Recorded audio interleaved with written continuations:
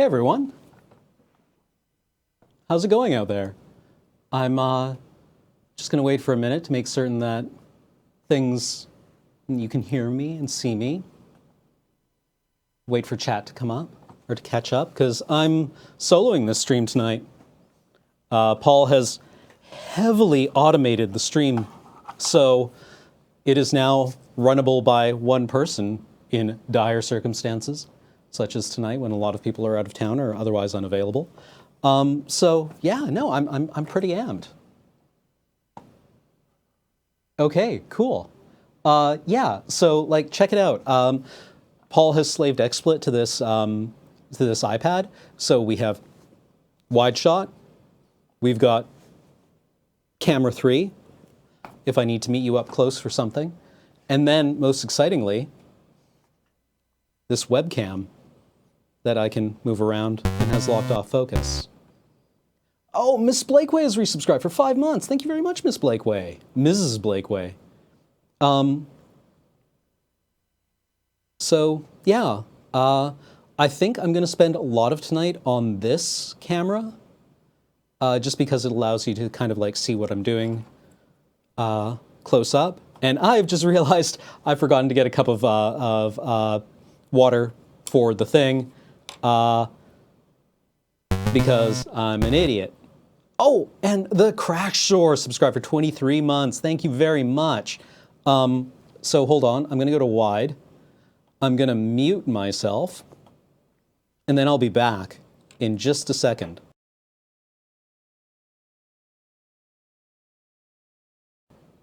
Never mind, Kathleen is on it. Okay, so I ran a poll on Twitter, and last time I checked, the Mistweaver Saith had won for the figure that we're going to work on next. And she is kind of like the elven wizard character. Has a pretty wild pose. It's very dynamic. I don't know if it's dynamic and interesting or just over-sculpted, so I think we'll find out. Yeah, but we're going to start on that as soon as I finish off with the Hyperion War Priest here. So, yeah, thank you so much. You are welcome. So, got my paint water here. Finally back to the wide for one last thing. I'm also just going to listen to some tunes, mainly because I'll be the only one here. So, hell, since we can do this as well, well, okay. You know what? I'm going to have a Moon Underwater Tranquility IPA. Oh, Lady Amalthea 13 has just subscribed. Thank you very much. Welcome to the stream, Lady Amalthea 13. It's a moon. Oh, wait, hold on. Technology. Moon Underwater Tranquility IPA. It is citrusy, crisp, and refreshing. You know what? If somebody had told me when I was a kid that this was going to be my job when I grew up, I would have thought, this seems okay. Here we are.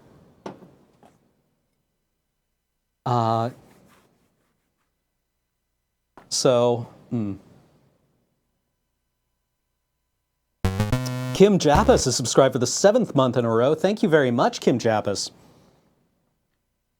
Cheers. And the Adrift has just resubscribed for 4 months in a row. So I'm probably going to try to thank subs in the midst of the stream just to keep things from descending into a long stretch of unbroken silence. There, that feels a bit more natural for me to like look forward like that. And Skakerman has just subscribed for 20 months in a row. Thank you very much, Skakerman. So, yeah. Let's get started here. So let's go over to the webcam.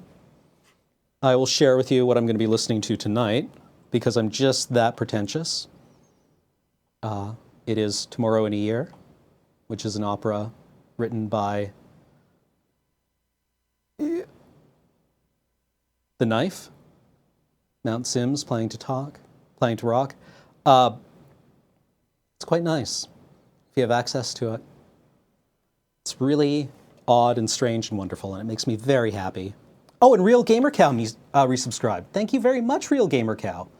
Wow, we're getting so many subs.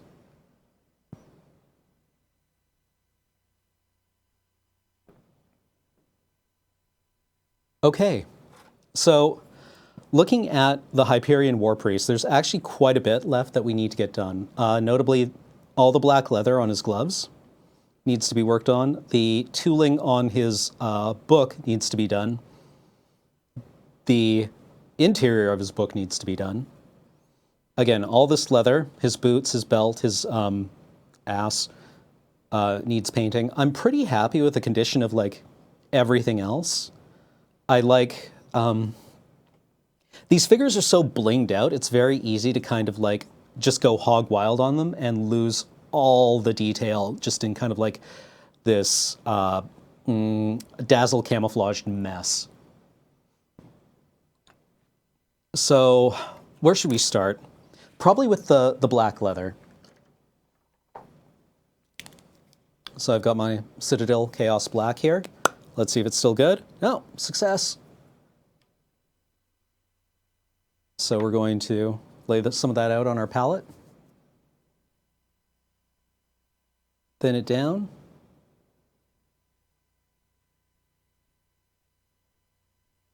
Keep it thin so it doesn't overwhelm the detail of the model.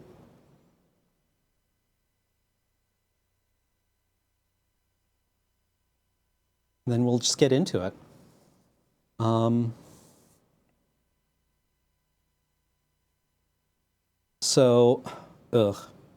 Let's see how painting black against a dazzling background with a webcam under studio lighting works.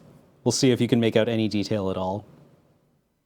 Now, the thing about black leather is that black leather, it's tempting to highlight it up through gray, which we might wind up doing here, but black leather is, like, leather isn't actually black, right? It's dyed black. So when it wears upwards, it's going to wear, like, black dye isn't really black either. It's just very, very dark something. A lot of the time it's like a very dark green or a dark brown.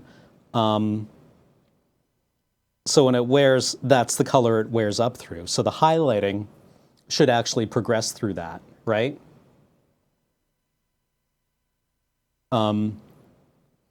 So, I mean, maybe this is just a fantasy world with very, very good black dyes. Who knows?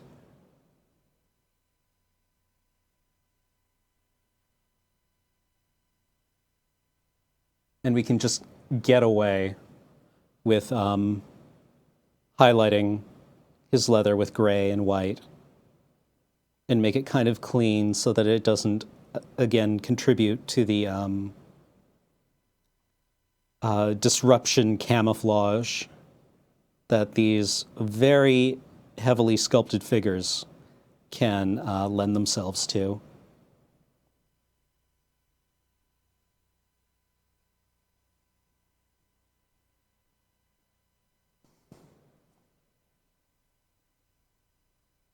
Oh, this paint is acrylic paint. Water-based acrylic, as far as I understand it. So we're painting his ass. I was really heavily amused by the fact that the War Priest had a separate ass that you needed to glue onto him. I thought that was funny, because maybe I'm just 12 years old. I mean, I am painting Warhammer figures after all. Maybe juvenilia just appeals to me.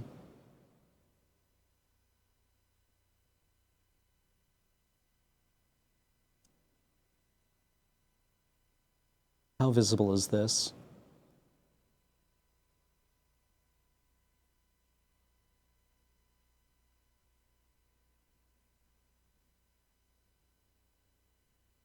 So we made the decision, or I made the decision, to lock off the focus on the web camera, or on this camera, to focus at a specific point, which I'm trying to hold the figure at, because otherwise we could have left it on autofocus, but then you would spend a lot of the time with the camera like going into and out of focus as it tried to locate where the moving figure was. So I'm going to try to hold it steady, which I think is the lesser of evils.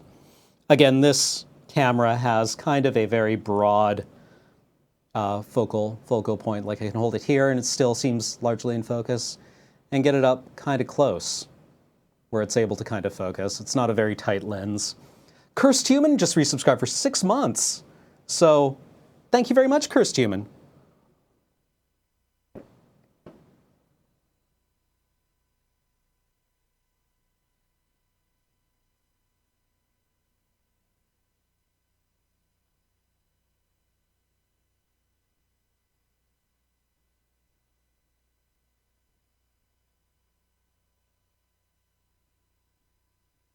Okay.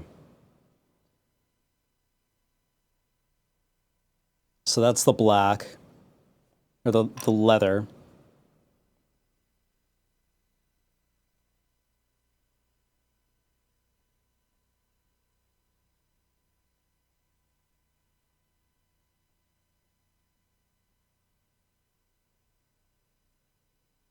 And then we just want to get inside the leather belt on his, I don't know, I guess his WWE championship belt here.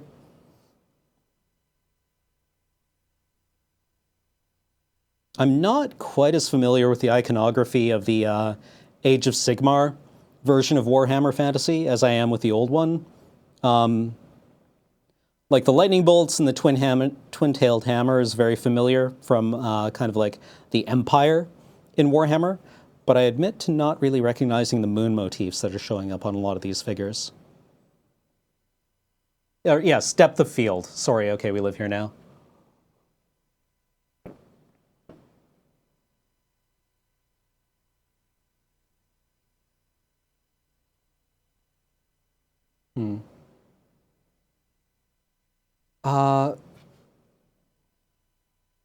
Lord Hosk, my favorite Warhammer army or units. Like, I really like the Empire. I thought they were fun. I love their aesthetic of the like the Holy Roman Empire or the like the Swiss Guard. Like I thought the slash and puff uniforms were so great. You know, these men joined up just for the uniform, right? Like they looked at the uniform and went, "Oh, that looks fucking cool. I want to join that army." Because, I mean, the joke with them was always like, they look hella stupid. They're all floofy. They have feathers coming out of their hats. They're majestic, majestic hats. And I think that's awesome, to be perfectly honest. Okay, so that's the black leather, and I'm going to have to decide how to carry on with that, but we have a bit of time while it settles and dries. What I want to work on now is the interior of the priest's cloak, which I had said I want to do as kind of a sable. So sable is just like this very dark, rich brown color. So I'm going to take good old flesh wash, which we all love and which is very precious to me and rare, and I'm going to mix a very, very dark brown color here and try to repair. The problem with thin paint is that it damages very easily and rubs off. So I've got to repair some of the damage I did handling this cloak last week, probably before it was totally dry, which is sloppy, but I mean, most of this is going to be hidden.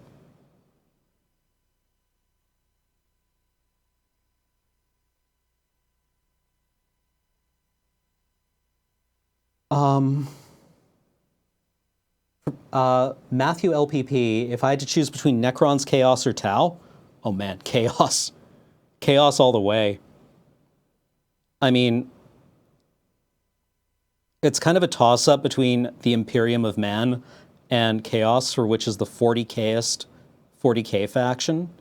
And I think with Chaos's dedication to spikes and skulls and fire, they may edge out the Imperium for being the most iconic 40K faction. Giant dudes in power armor who worship demons and are basically immortal, conducting a 10,000-year-long war. Yeah, I buy into that pretty hard. What legion, I think, is the more interesting question.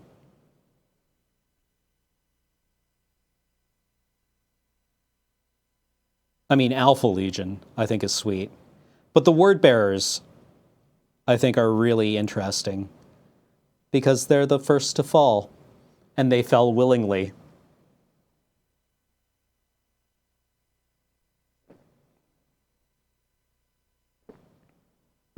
And I did used to play Imperium.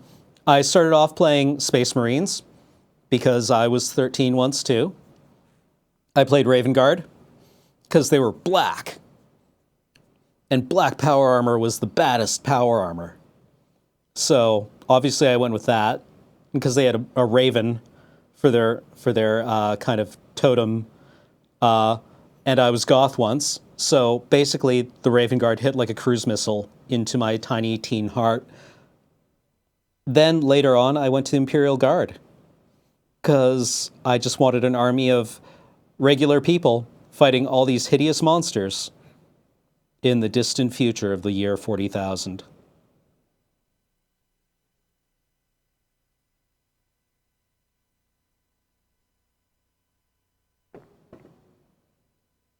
Oh, dude, Goth Cam, are you...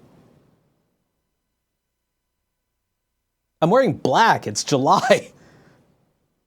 Was there some confusion? I listened to Skinny Puppy. Who didn't know I was goth when I was a kid?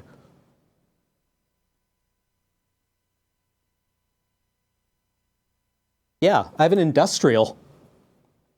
Although I didn't get that until a few years ago. Embarrassingly, I was one of those people who got an industrial piercing as a grown-up, which might be like super embarrassing, but fuck the haters. For Ceres. Okay, so with the sable cloak base coated, now I'm going to start to mix in yellow, I think. Or maybe, do we have like a mustard color? How about this? Desert yellow, Vallejo game color. Oh, I was a fat goth teen. I was a fat goth teen. I was one of the horrible fucking fat goths. I was the worst.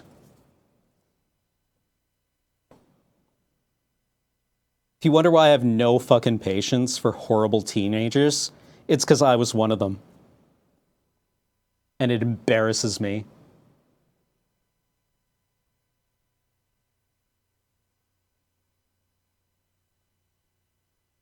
So we're just gonna layer this on. For several years, I lived with a sable Burmese cat. Her name was Lily, and she was wonderful and had emotional problems. I also had a friend who was convinced that she spoke English to him once. She just came up and said, "Hello, Desmond." And he went and sat in the car. So I'm trying to think of what her coat looked like. And I remember it having like a wonderful, like, mile thick depth to it.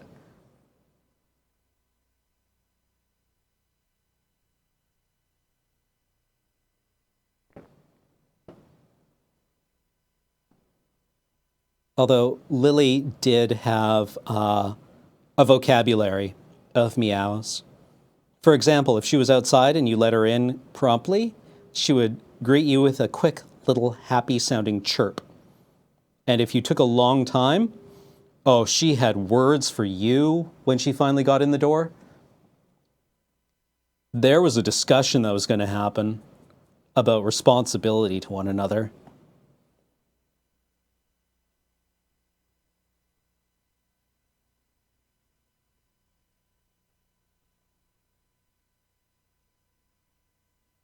She was mad.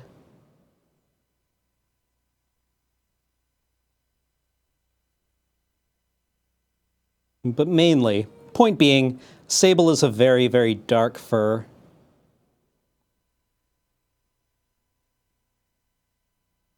So I'm just doing very sparse highlights where the light would conceivably catch things.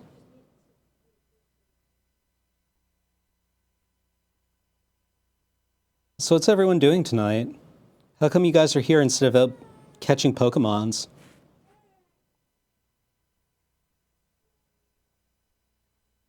What gives? I'd be out catching Pokemons.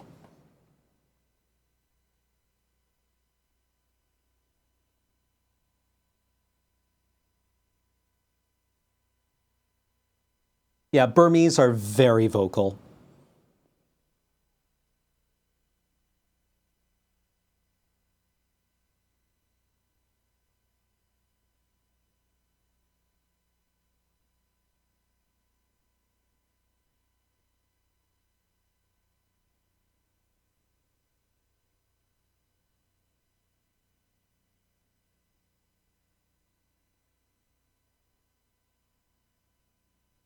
Okay.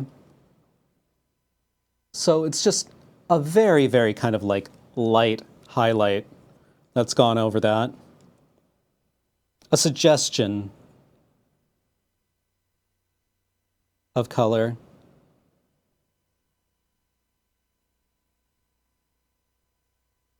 And then I'm actually going to bring it down again.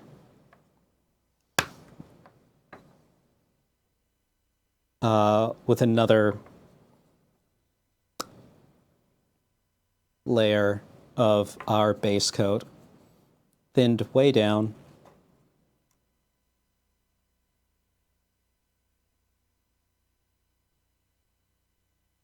Yeah, that's going to work nicely.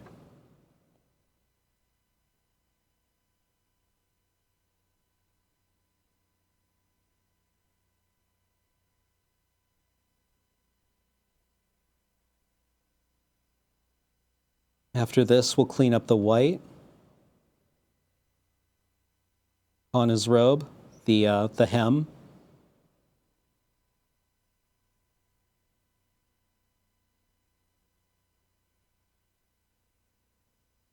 Because as you might be able to see here, I've managed to mess it up.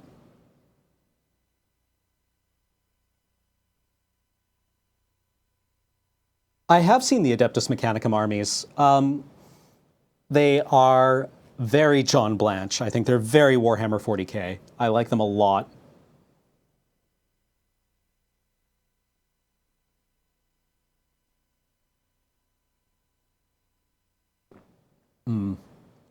Yeah, that's a good beer.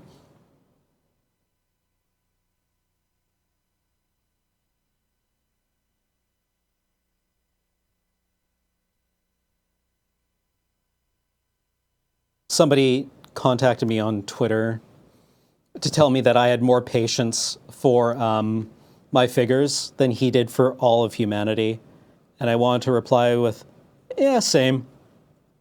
But that's not true. Not really. As infuriating as people are. I actually kind of love you assholes. Like you in the editorial sense. The royal we.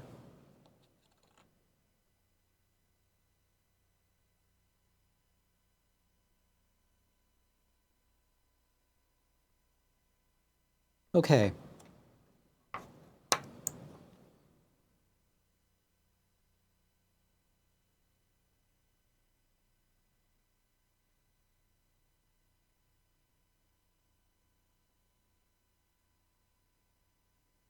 I really should get another lamp set up. Because for me, there's a ton of light here. But the camera is not doing so good on its separating the darker colors here.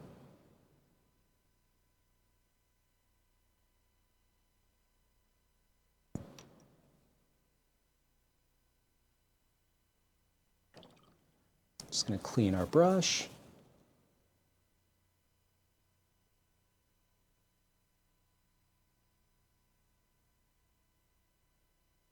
See, I'm in this place where I actually dislike many persons, but I really like people. I think people are some of the most fascinating things protons can ever be. I definitely need some new white paint at some point.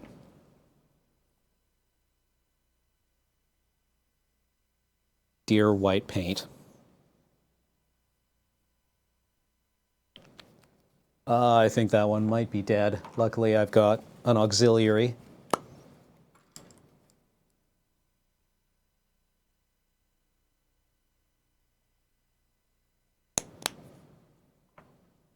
Which isn't too heavily contaminated yet.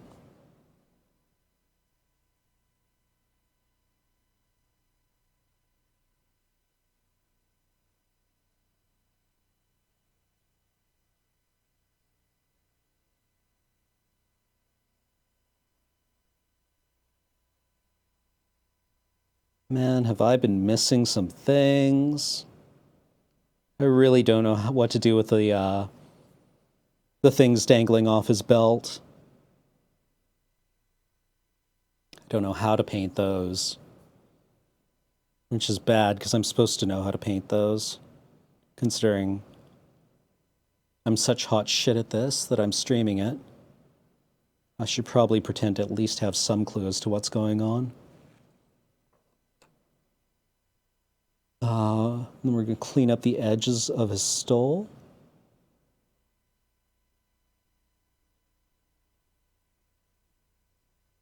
And I'm going to put my fingers directly into the wet paint that I just applied. What, like 2 minutes ago? Man, no wonder this stuff wears off.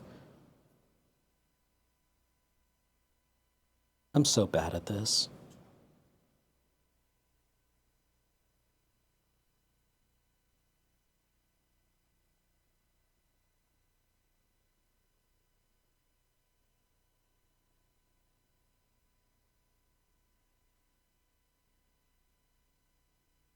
There's some problem areas.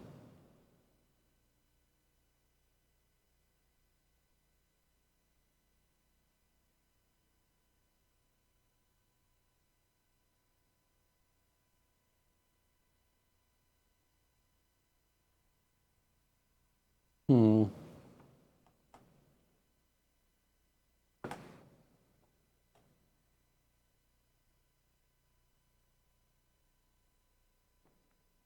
Hmm.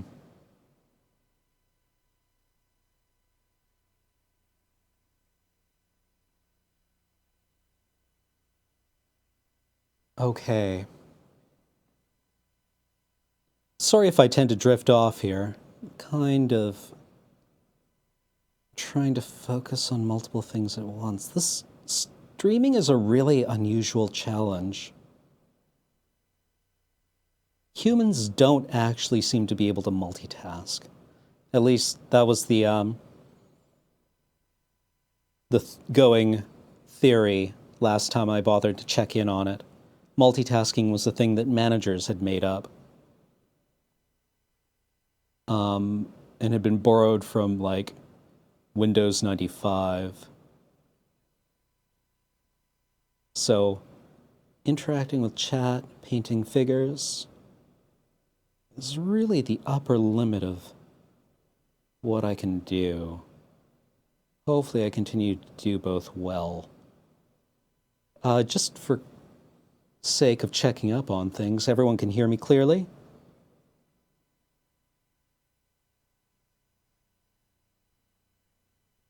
Psycho Boy, I am here all on my own.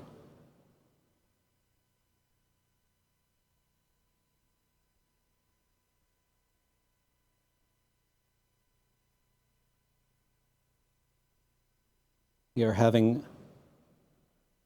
It is a very busy weekend for the Loading Ready Run crew. And I'm the only person who had a free Friday evening. So here I am.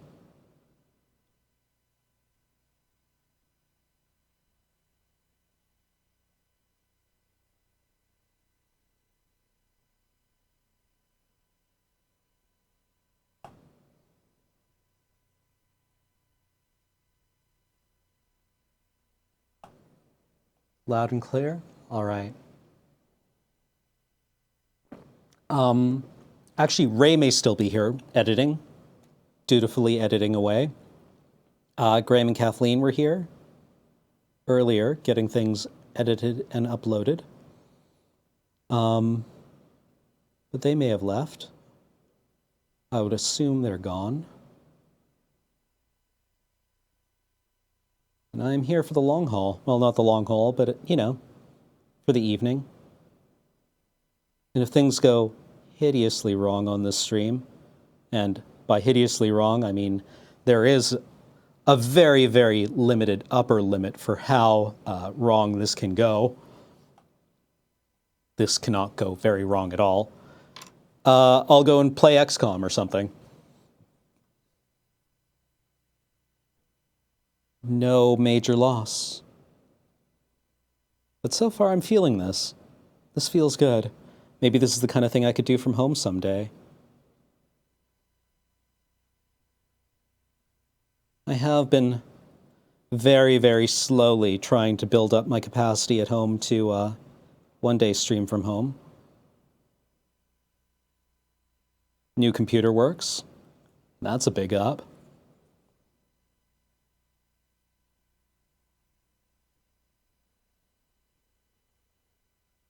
Right now what I need is like a webcam and a microphone, pop screen, better internet. You know, little things. But we're adding capacity.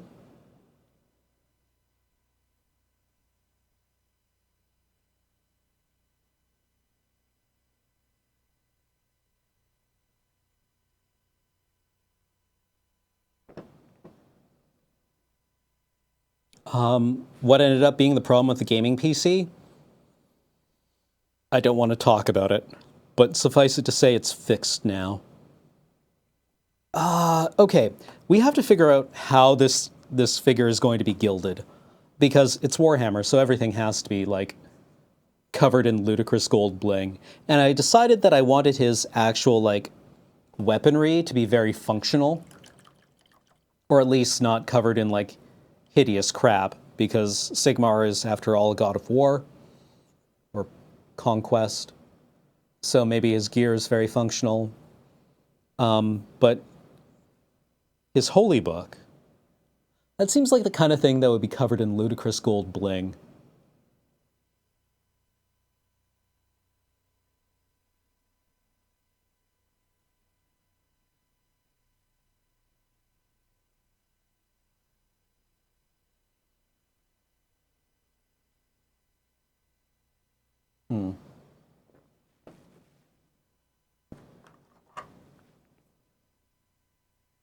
So we have a choice here between shining gold and burnished gold.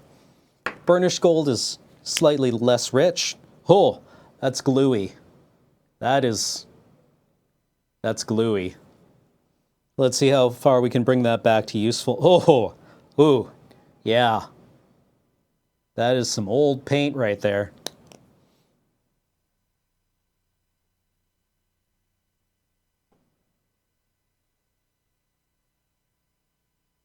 How did I get involved with Floating Ready Run?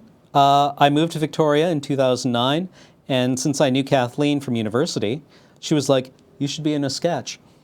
We would like to have you in a sketch, because we are friends. And I was like, okay. And here I am.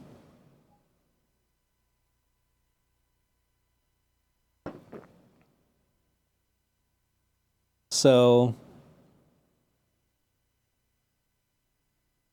obviously the twin-tailed comets will be in gold.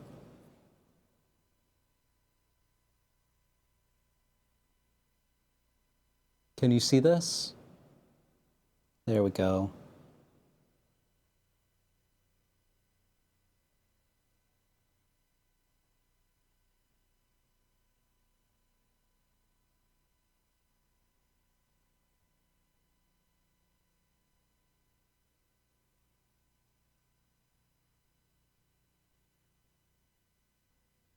Out of curiosity, do we have anyone in chat right now who is not a regular Loading Ready Run viewer?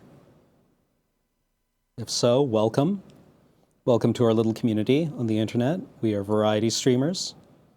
We do a lot of weird stuff.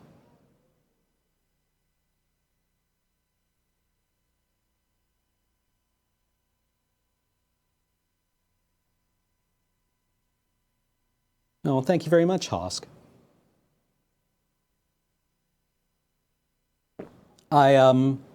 Normally I was a very timid person. I was very shy. But I had decided that I was going to be the kind of person who took opportunities instead of decided that they were frightening. William Gibson has a character in his most recent series of novels who is described as having shunted all of his fear responses into curiosity responses. And even though he's nominally the villain of those stories, I thought that was an interesting way to live. Respond not with fear but curiosity to the world. So I decided that I would be curious about this opportunity that Kathleen had presented me with.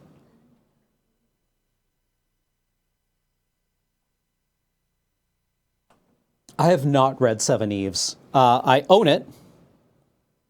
I need to get around to reading it. I'd heard Stevenson had finally completed his metamorphosis into angry old man who hates kids.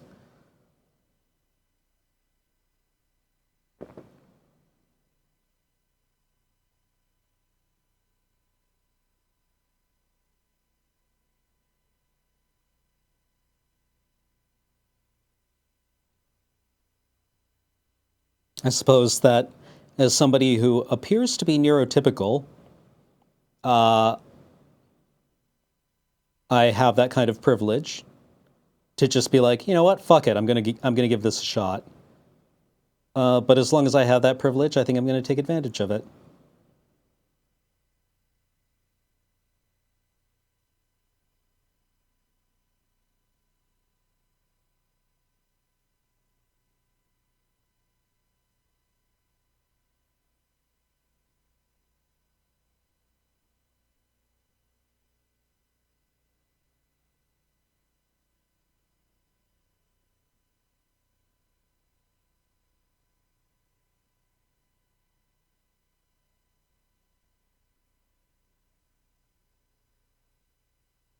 My one question about streaming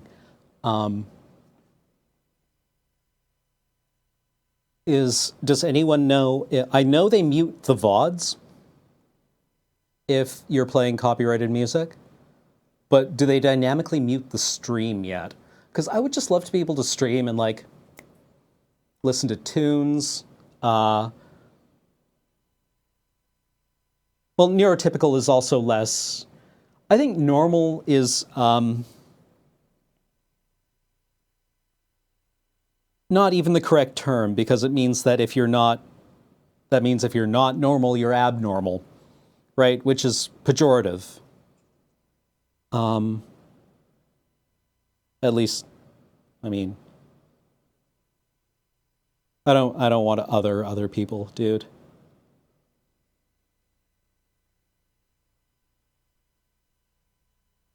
Y'all ain't abnormal if you're not neurotypical.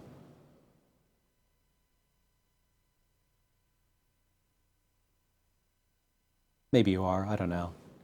They don't mute the stream yet? Okay.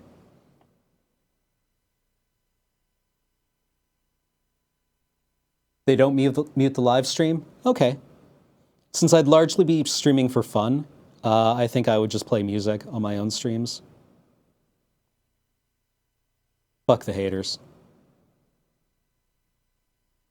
Okay, did anyone used to read a webcomic called Music for Sad Children? No, what? Was it Music for Sad Children? Stories for Sad Children? It's been so long since it's been around. Stories for Sad Children, I want to say. Point being, it was one of my favorite webcomics while it existed. I backed the book, which he famously burned the books for his Kickstarter, and posted the video of him burning the books. Guy was not well, is not well, but he had a wonderful t-shirt that said, "Hater's gonna make some good points occasionally." The description of it was a ethos based on the wholesale disregard of disapproving advice is not entirely sound. Pictures for sad children. That's it. It was like literally one of the best webcomics I've ever read.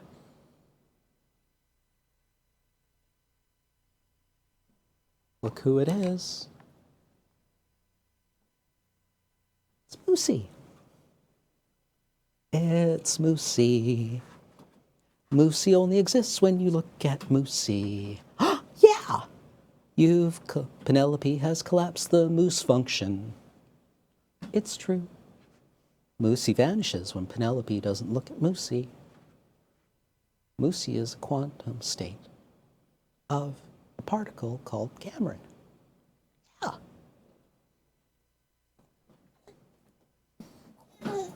Oh, Penelope is so happy. Is she? Well, I don't know. She seems curious about things. She's tired and cranky, and Graham's finishing the stream trailer, so we've been here about 45 minutes longer than we thought we were going to be. Well, that'll happen on occasion. What a good baby. What a good baby. Onward, chariot. Right, Penelope? This has been your interlude with Penelope. And her friend Moosey. I like to think of Moosey as Penelope's friend. Maybe she doesn't actually like... She likes Moosey. She likes Moosey? Okay, well, there you go.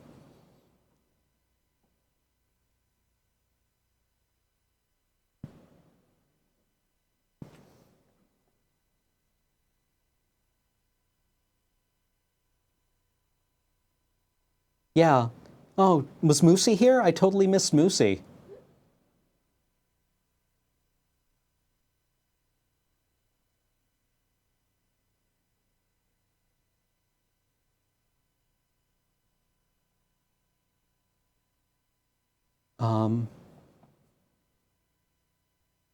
Oh, Penelope has totally had object permanence for months.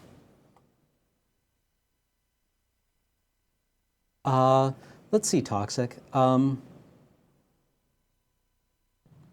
Books that maintain their novelty despite being talked to death?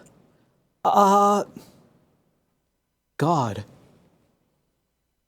I think Ursula K. Le Guin's novels actually survive a lot of discussion quite well. The Left Hand of Darkness, even Wizard of Earthsea, which is, you know, young adult fiction, stands up to a lot of criticism. I think Borges stands up to a lot of discussion, and his stories are surprisingly deep. Well, not surprisingly deep, but they're as deep as people say they are. Vladimir Nabokov, I will never get tired of talking about Nabokov, especially his short stories. Philip K. Dick, I think I think Dick is great. Well, there's a highlight for the next highlight reel. Dick is great.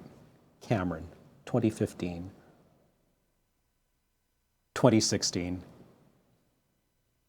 You know what? I'm going to come right out and say that I fucking love Neuromancer, and I don't think it gets nearly enough critical attention. I know even William Gibson himself is like, it's pretty juvenile, and it is, but I think it's a wonderful novel, and it's one of my favorites. Maybe it's not actually very good. Who knows? But I love it. I love it to death. I read it frequently.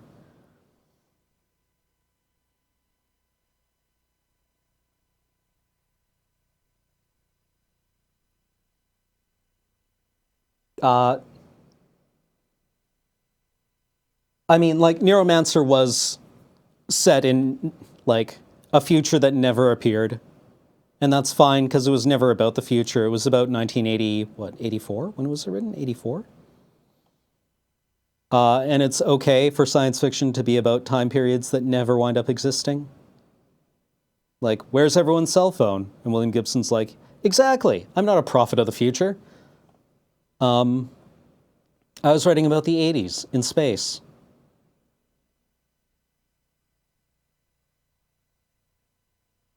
Because that's all science fiction ever is. Science fiction is about the present, projected into a place where the rules of the present no longer apply, and we can do weird shit for hopefully important reasons, or at least interesting reasons.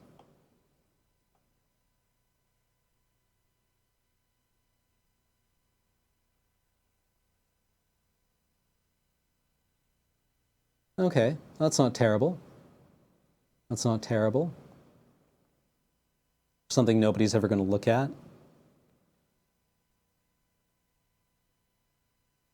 Oh, that sounds really great, Big Bad Kaiju.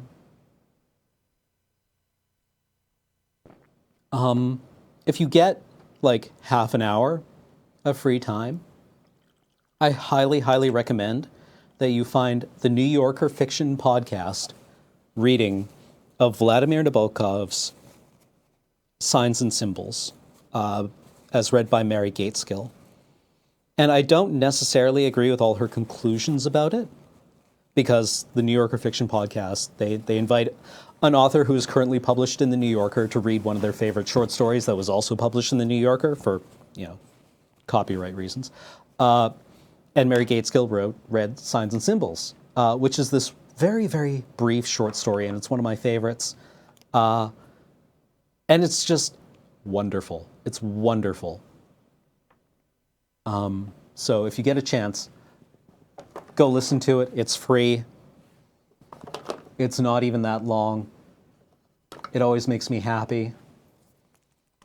And I think that's something that stands up to a lot of discussion.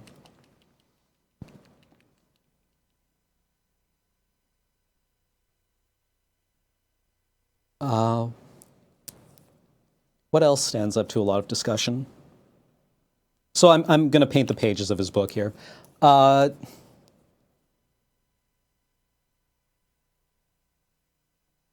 is that true, Reinhard? What was the context you read it in? I mean, it's a very famous short story. It winds up, I'm sure, in a lot of first year, literature courses. But I really enjoy Nabokov. Nabokov? I don't even know how to pronounce his goddamn name. Maybe I'm a fake Nabokov guy.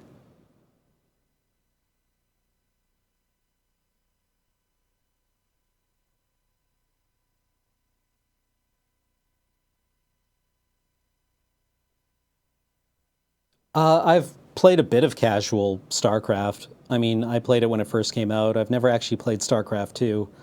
I find the online play kind of intimidating. I mean, I remember logging on once and suddenly dead because I'm bad at games. Or both pronunciations are accepted?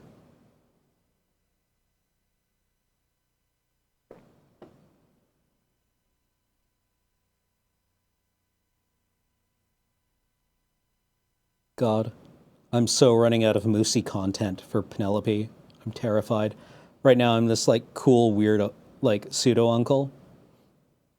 But any minute now, I'm gonna run out of Moosey, and she's gonna see right through my shit, and it's gonna be awful. It's just gonna be awful for both of us. Well, maybe not awful for her, but you know. Usually, people are a bit older before I completely disappoint them. Nabokov. That is true.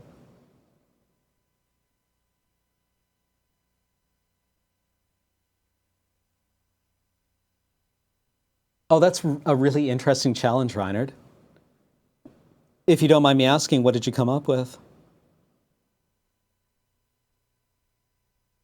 That's kind of a wonderful challenge. I like that a lot as somebody who's never taken an illustration course.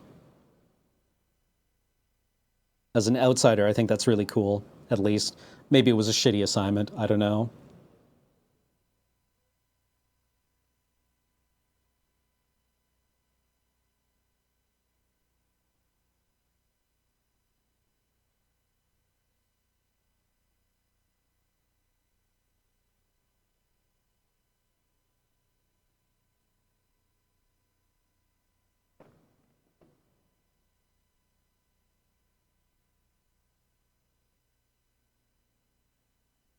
Okay, well, that's good, Joni S. I'll be okay then. All right.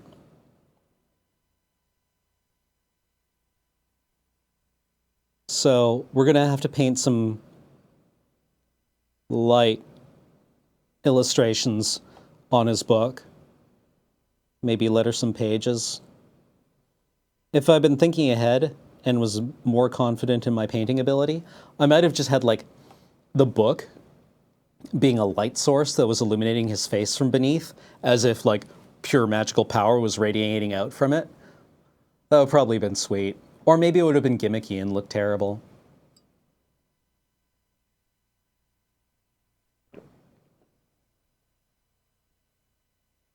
I don't know. Maybe Cool Bond. Maybe if I start streaming from home.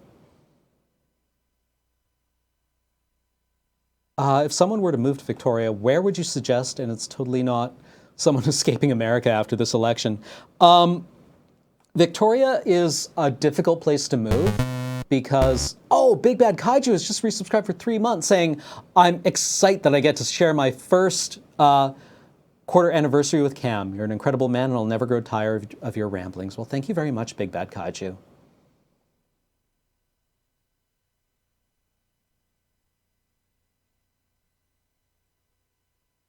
Man, this book is totally adding another color to this figure.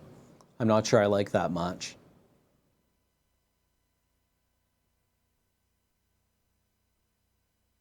Like we've got the red, we've got the gold.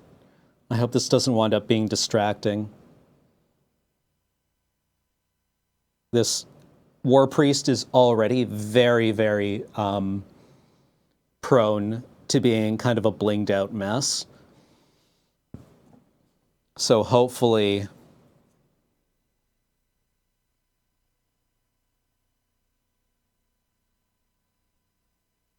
I would love to actually continue the Moby Dick podcast.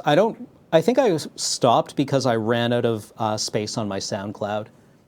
Maybe I should just do like a quick Patreon for it, where the goals are like, if I raise $5 a month on this Patreon, I will buy the next tier of SoundCloud storage and record another however many chapters I can.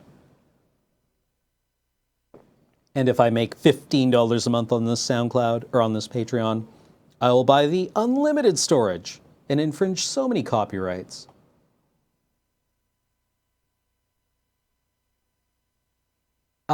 Victoria is nice. I like living in Victoria. The climate is wonderful. The climate here is so mild. The only thing I actually miss about living in Victoria, well, is actually having real weather. Victoria does not get weather. Victoria has nice days, pleasant days, and occasionally there is something that approximates the apologetic whine of a rainstorm. But never anything really, really dramatic. So I miss thunderstorms. I've seen like maybe lightning 2 or 3 times since I've lived here.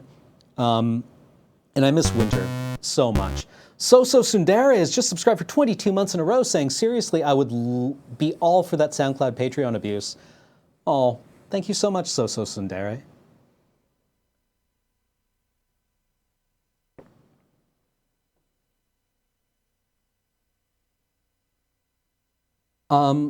Yeah, Moby Dick is a public domain.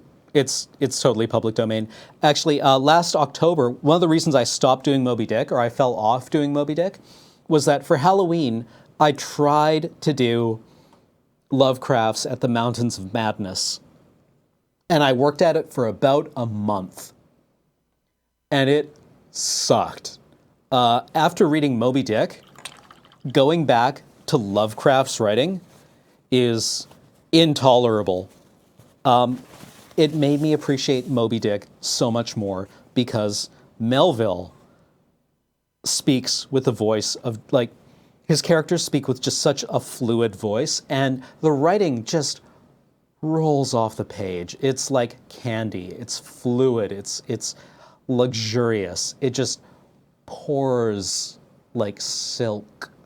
And Lovecraft, by contrast, starts and stops, and it's like gargling Lego. It's terrible. At the Mountains of Madness is a really fascinating story. It's written so badly, though. I suddenly appreciate why Lovecraft could not get published in anything at all, ever. Because the dude could not write. He had fun ideas when he wasn't, being kind of super hideously racist, even by the super hideously racist standards of his day. Like, other people were like, this is an interesting story, but he's kind of racist. And people were like, I know. It's awkward. So I'm just going to put a flesh wash over this entire book to kind of maybe, hopefully, bring together the red and the gold. Like, a lot of people defend what Lovecraft wrote, being like, oh, he was just a product of his time. And he was. But even by the standards of his time, he said some really gross shit.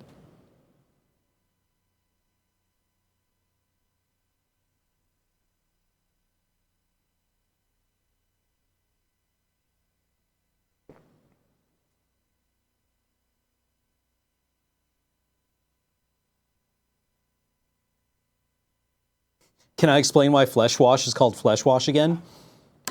Because flesh wash is a pigment that is developed for tinting skin tone. Singular. That's why it's called flesh wash. There is one skin tone, and flesh wash is for tinting it. Or for a wash was something that Games Workshop produced through its Citadel moniker as a way of adding depth and a dimensionality to a three-dimensional surface with paint.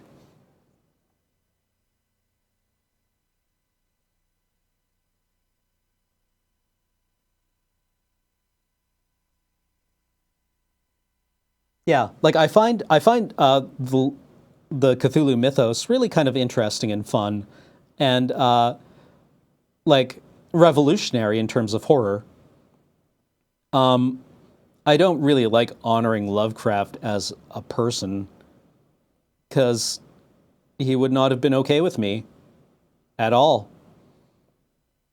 And that doesn't mean that we shouldn't like his work, but we should probably talk about it in context.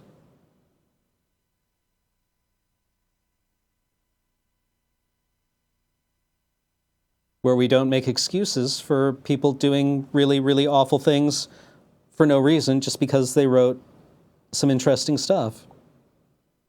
You can be critical of things. It is encouraged. I fully expect people to be critical of us when we do things wrong, and we've totally done things wrong. We've totally actually done some really gross things that people have correctly called us out on. And I would have hated for those to have been not called out and tolerated.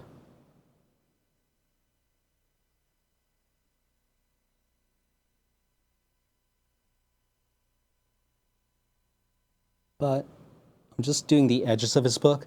Actually, the edges of these pages should totally be in gold leaf, shouldn't they?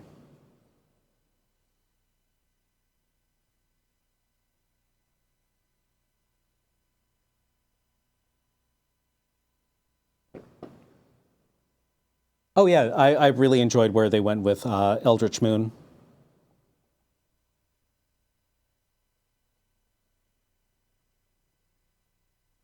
Morelius 25, I really do like Death of the Author. Oh, hi JCU, of course I still love you. I really, really do like Death of the Author. I think it's a very important concept in literary criticism, where just because the author said a text is about one thing in particular, doesn't mean that's the only thing it can be about. If somebody wanted to write something with only one meaning, write an essay. Write an essay. Yeah, Columbus of the Internet was a deeply problematic sketch in retrospect, and we were very correctly called out on some transphobic material in that. And yeah, we did our best to make right on that. Favorite dinosaur? When I was 5, my favorite dinosaur was pterodons, because I thought They were so sweet, like a giant flying dinosaur. Rad. Now it's velociraptors because whatever, not velociraptors. Sorry, Deinonychus. Ha, there it is, the pop culture thing coming through. Deinonychus, which I remember seeing a documentary about when I was young, with like stop motion dinosaurs, which was unspeakably tight when I was a kid. And I was like, these things are the scariest shit I've ever encountered in my life. They're amazing.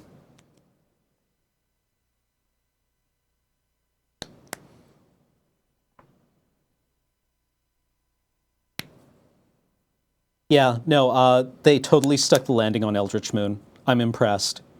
They totally have the correct read on horror. They know what they're doing. I was very impressed. I was very impressed.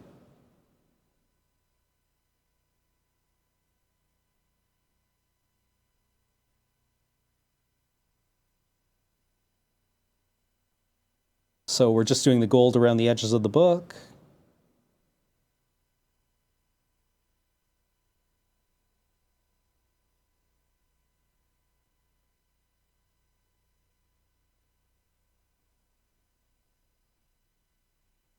Yeah, we're just going to be chill here tonight.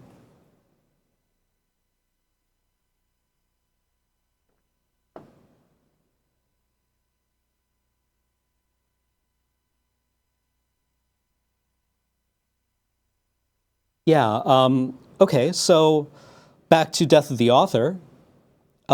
Specific meanings are good. They're probably the most useful of readings, where we take a stand about what things might mean, and we talk about what evidence is in the text to support that meaning. But there is no... I don't like the idea that somebody can just be like, oh, the author said it only means this thing. And we're like supposed to, as readers and people who enjoy, interacting with our art in any way, are like, oh, that's the only thing it can ever mean? Okay. I guess it's now just a... Hey. We all leaving. You are leaving? The door behind us. All right. Have a great weekend. Have a safe trip, and I'll see you guys next week. Yep, see you later. Later. The Angels Weep has just subscribed for 6 months. Thank you very much, The Angels Weep.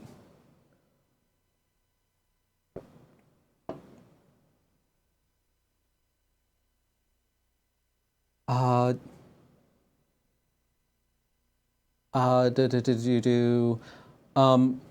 hey, GCU, are you coming up to PAX this year? We should do another book exchange. That was awesome last year. And Chef Steven has just subscribed for 18 months in a row. Thank you so much, Chef Steven.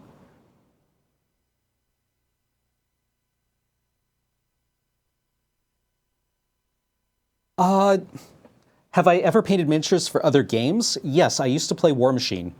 And I painted up Signar armies for War Machine. I have the pictures somewhere on my home computer. I'll see if I can post some of them later. They're okay. They're okay.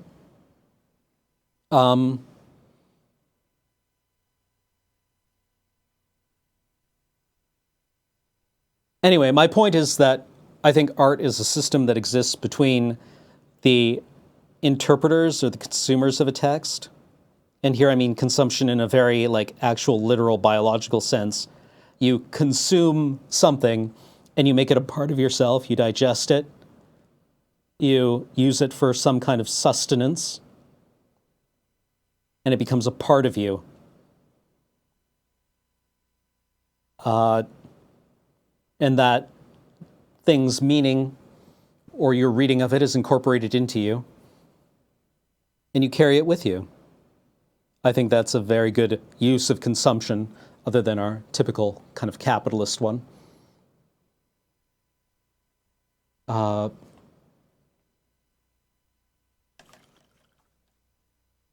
So once you've consumed something, you can kind of be like, no, this is what I think it means. This is why it's important to me.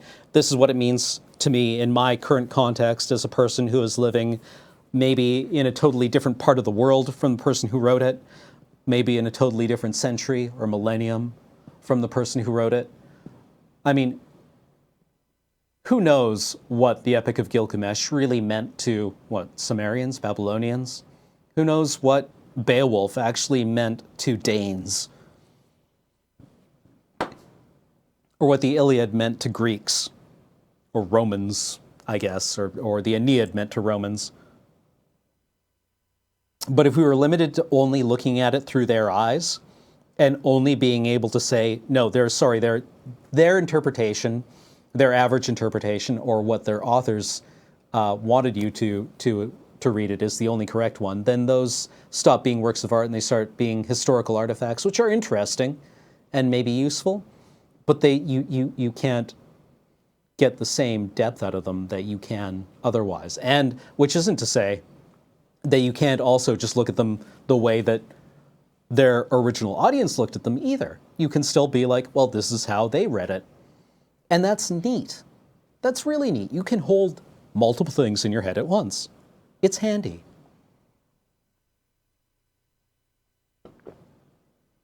I don't know. Maybe I'm just rambling here. I haven't been able to keep up with chat and focus on things, and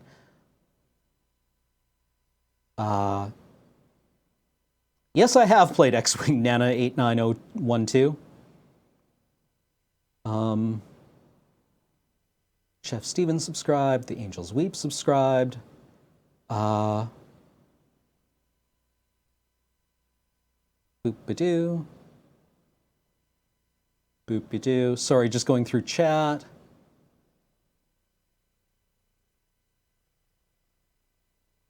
Okay, I think I'm caught up.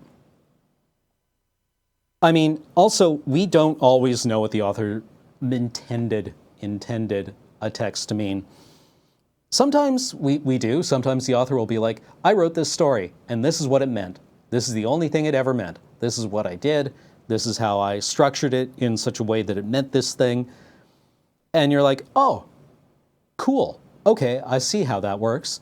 You also did this and this and this, and that tells me this and this and this, right? Because, you know, you can look back at a text that was written several hundred years ago and see all the things that the author just took as shorthand that were actually bundled into the literacy of the audience. And were kind of just like assumed knowledge. And we don't have that knowledge anymore. But we can definitely kind of like make guesses as to what the audience was supposed to infer from certain things that's different from what we would have inferred. Ugh. And sometimes the authors also just lie. Sometimes they just lie. They lie to us about what things mean. Which the Coen brothers do famously all the time.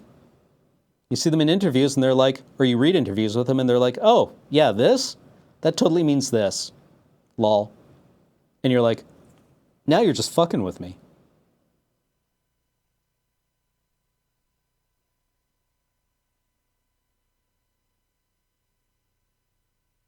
But I think accepting that there's supposed to be one universal reading of a text is a very good way to kill its its ability to appeal to people through ages. And maybe one day people will look at our impulse to say that things can only mean one thing and be like, well, doesn't that tell us interesting things about who these people were? Maybe our interpretations of things will be interpreted further and further on, and that will become part of the way that we are immortal. Or maybe I'm just a hippie. Who knows?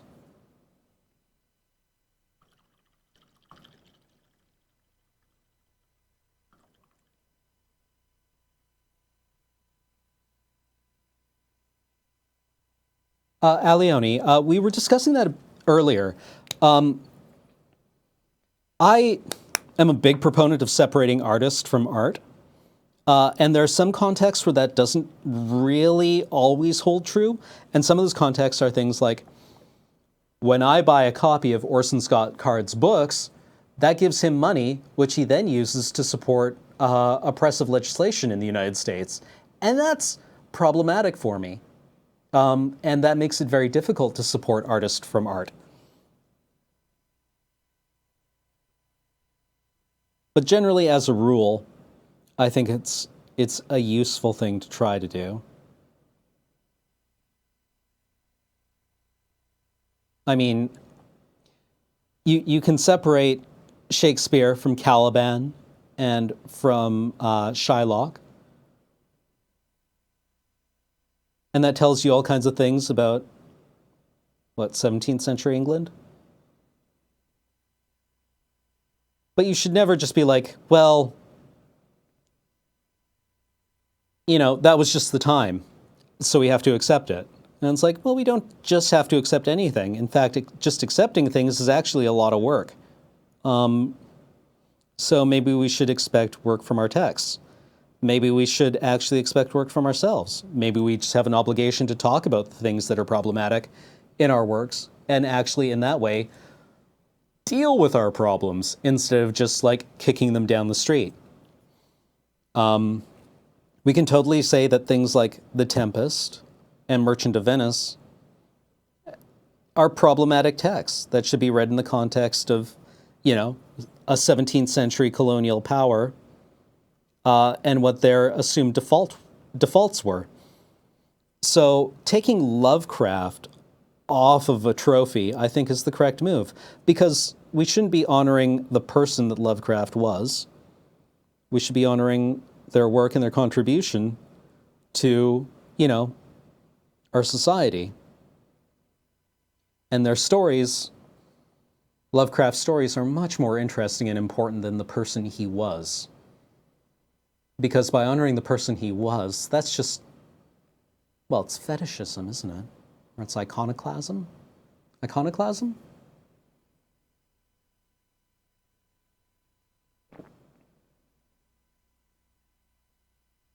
Yeah, I have a really hard time resolving Orson Scott Card, the person, who says such hateful and hurtful things about people, with the person who came up with, what was it called? The hierarchy of alienness? Or the hierarchy of otherness?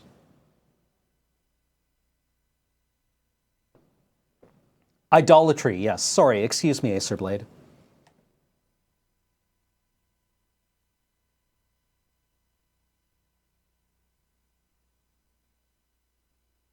Yeah, Ignatius Pants. That is also correct. If we're going to put Lovecraft on a trophy, we should put a very honest depiction of Lovecraft on that trophy, and be like, I don't think a trophy actually communicates very well the person Lovecraft was. You would need a story to do that. Luckily, he left us with a bunch. Maybe we should read Lovecraft instead of making busts of him to award to his, well, hopefully not his intellectual successors, but his cultural successors.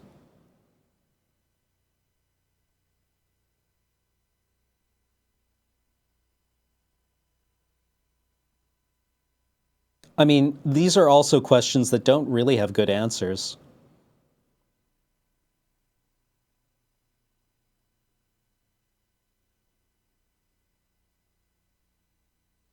But we're trying to be better about it. We're at least asking the questions.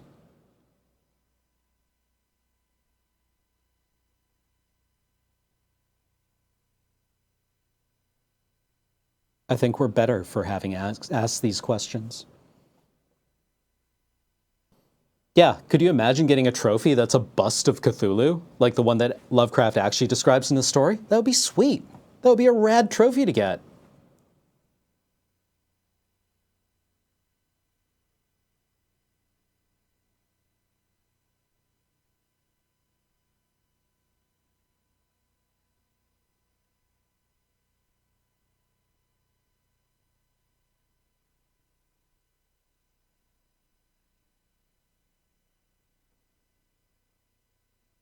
Okay, so we're kind of getting there. Man, this is taking a lot longer than I thought. This is actually a very complex figure.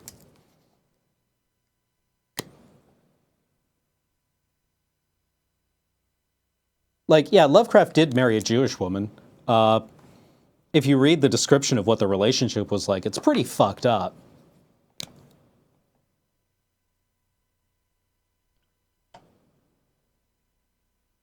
like, yeah, Secundor. It's also like extremely relevant to.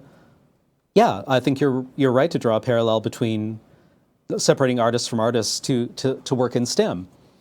I mean, the United States went to the moon on the back of Wernher von Braun's work, right? The guy killed thousands of people building those rockets that were used to kill thousands more people, right?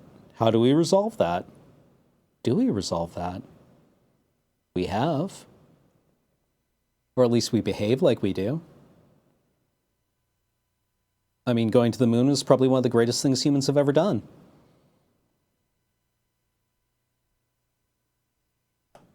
But it's probably something we should think about.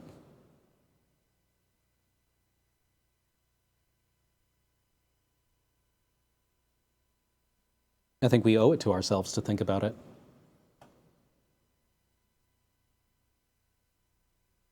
Well, I mean, original Skyboss, Wernher von Braun said a lot of things about what his work was. I think at best we can say that Wernher von Braun probably didn't protest too much. I mean, at the end of the day, he still built the rockets. Maybe he just really liked rockets and was willing to work for whoever let him build rockets.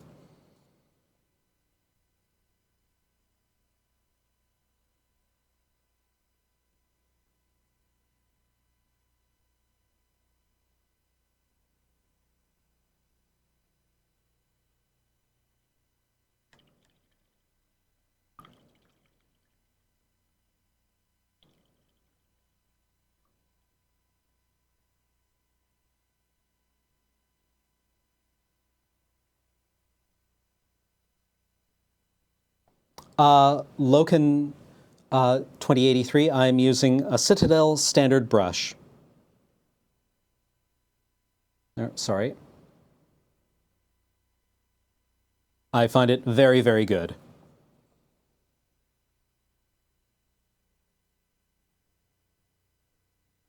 Okay, you know what? I'm actually going to take a break from painting the War Priest right now, and I'm going to move over to the Mistweaver Saith, who was the winner of the poll.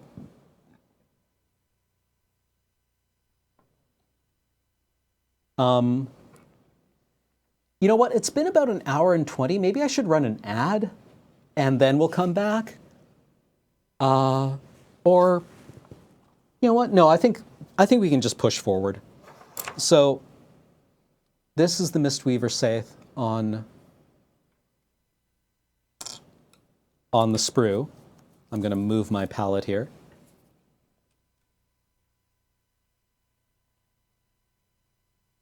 There we go. So we can see, I mean, I'm really out of my depth talking about these kinds of things, so maybe we should move on, because otherwise I'll probably say something that's just wrong.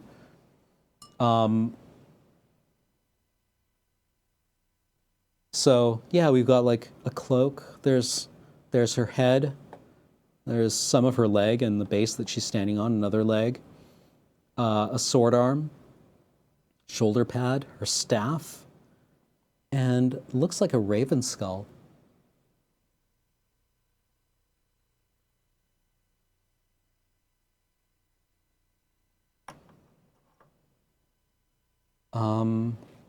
So maybe I should go to a wider shot here.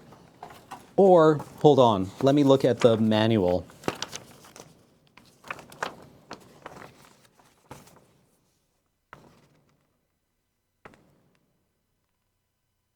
Okay. This is a very interesting figure. I wonder how it will actually look coming at me in all 3 dimensions.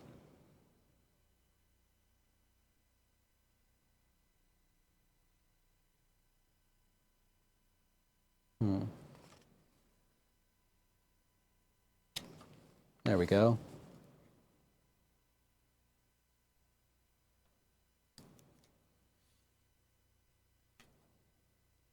So right away, we want a 32 millimeter base.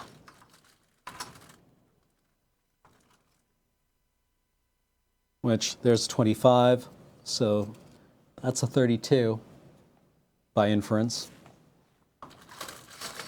I think, because this should be a 40. So there's the base for the figure.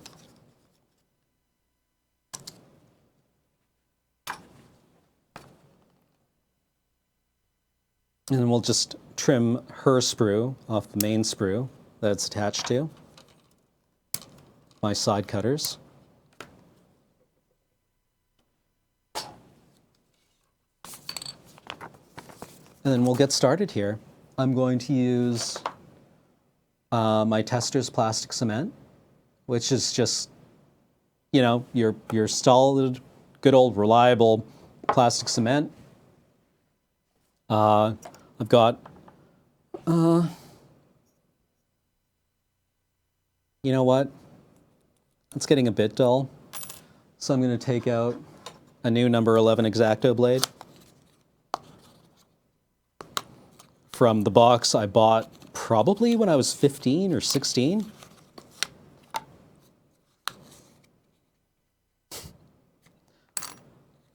This will last me the rest of my life.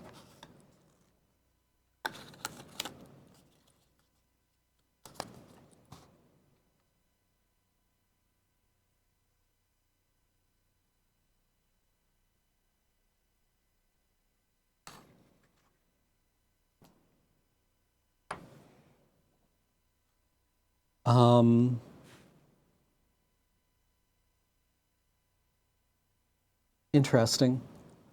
I like how the Mistweaver, the first step is step 5, because the Dark Oath champion is step 4 in assembly. I guess we're doing this out of order.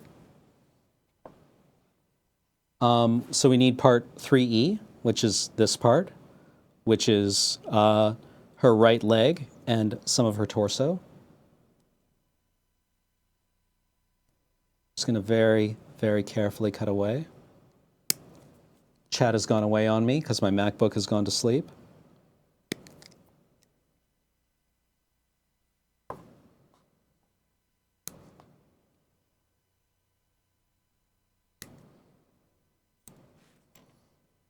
We want part 4E, which is her left leg, or her right leg, excuse me. Same thing, really. And we want part 2E, which is her, oh, that's what it is. It is her neck and the top of her cleavage.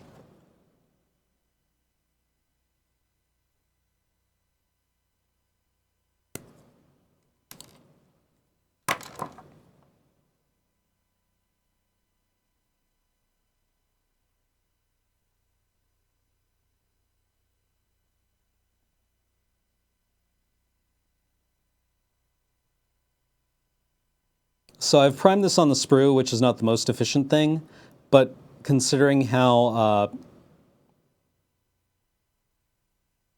in all 3Ds these figures are, I think priming them once they are fully assembled would be much more difficult and would leave many more blank spaces.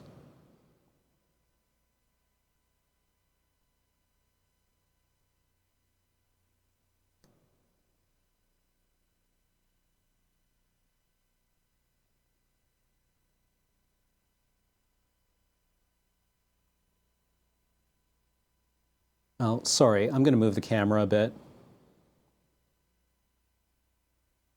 I'm sorry about that, chat.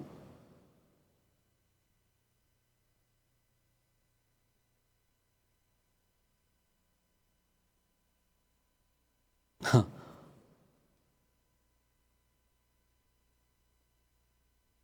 I mean, maybe we'll paint her so that it doesn't look like she's just, like, got a giant boob window.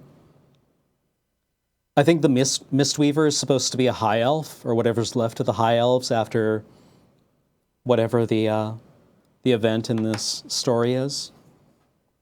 So maybe they've just got, you know, some equivalent of Eldar mesh armor.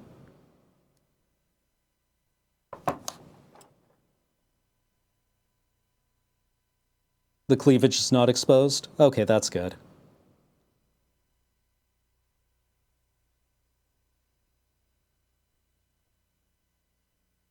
I ain't here to make anyone feel gross or objectified.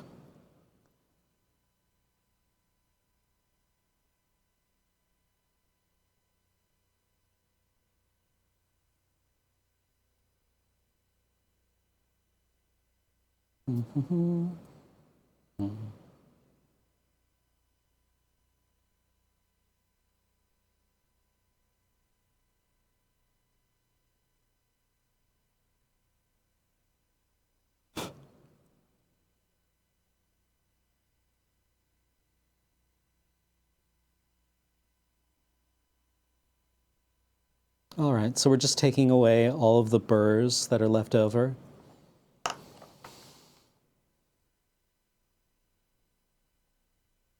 From where each piece was joined to the sprue. We'll also need to clean off wherever there's supposed to be a join, because plastic cement joins plastic to plastic, not paint to paint.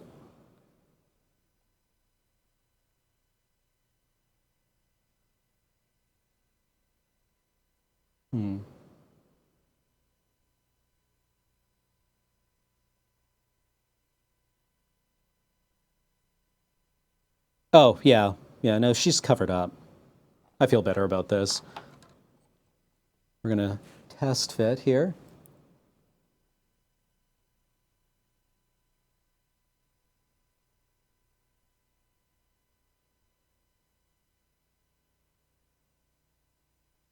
And see where the actual joins are.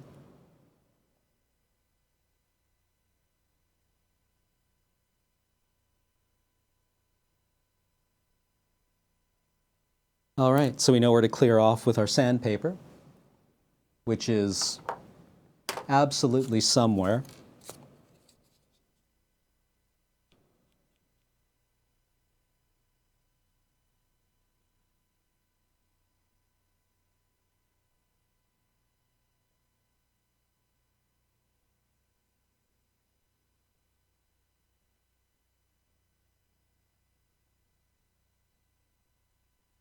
We're just going to take away a bit of the primer here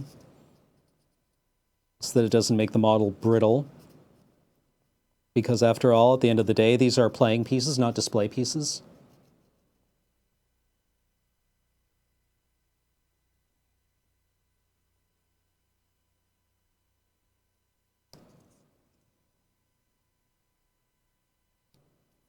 So they have to be able to withstand a reasonable degree of handling.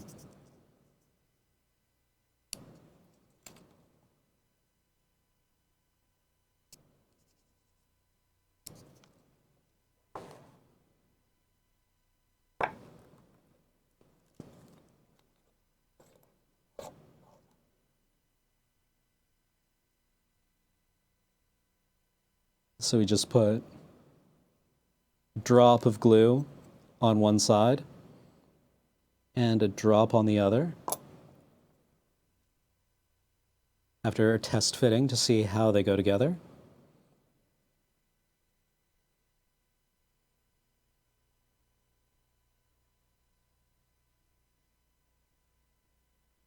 Like a glove.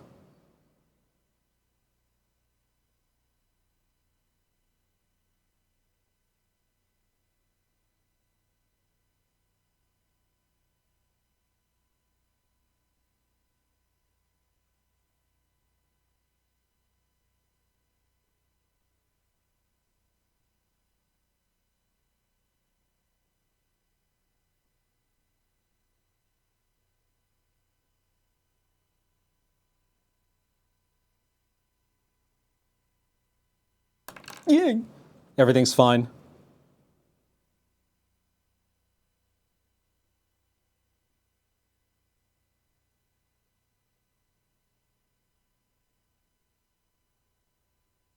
Yeah, these are the legs. It's difficult to tell right now because the contrast is quite high. Let's see if I can offer a bit of shadow here.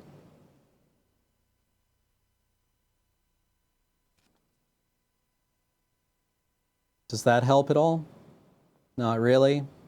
Yeah. Anyways, that's the legs and the trunk of her body.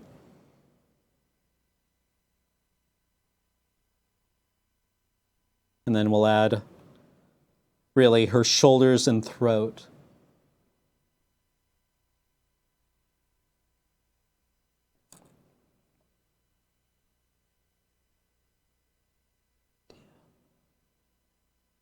Comes after what will happen when God.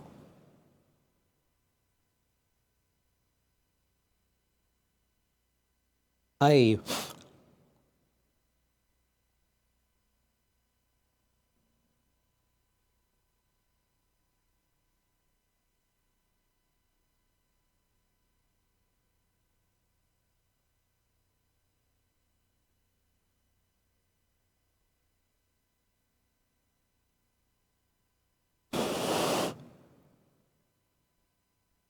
So model glue is really basically just acetone.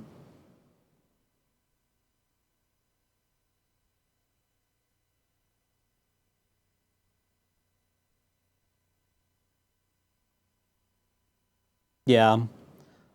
Uh, we have kind of a difficult balance here because our surface is black. Or the white balance is difficult because the surface is black and then the figure is primed in white. So you want to give an engineer a nightmare. This is really what we're looking at. Oh, I'm sorry, I exhausted Elox.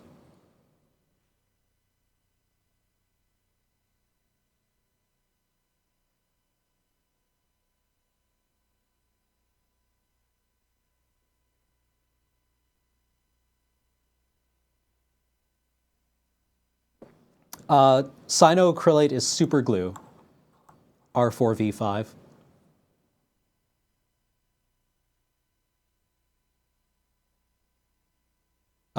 Model cement should be acetone.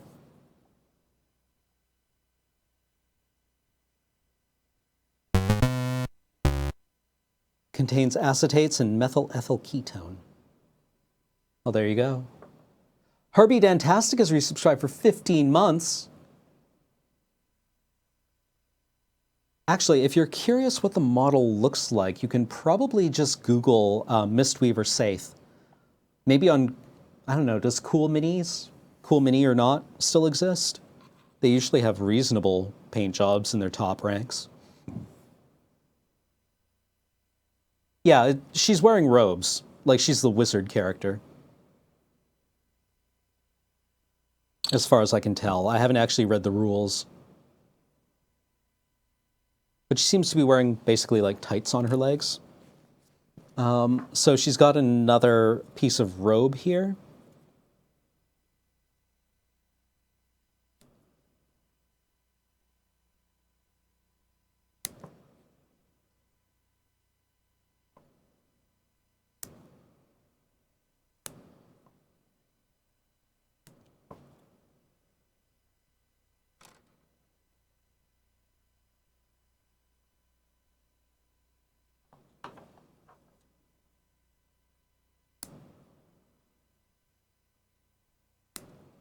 How are you guys doing out there? Is this entertaining enough for you?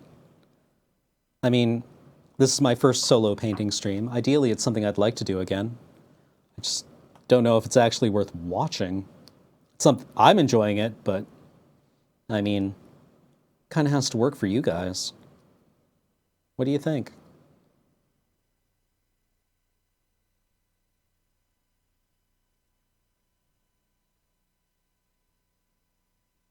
Just because I also can't see, how many viewers do we have in stream right now?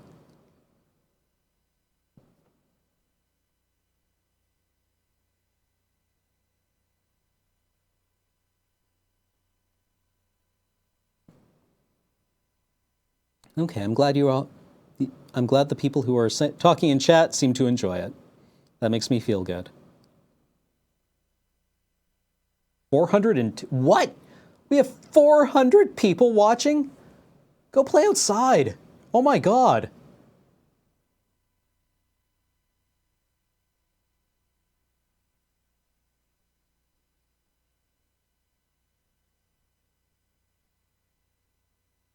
Mini painting is secondary? I can appreciate that. Okay, more contact points to clean.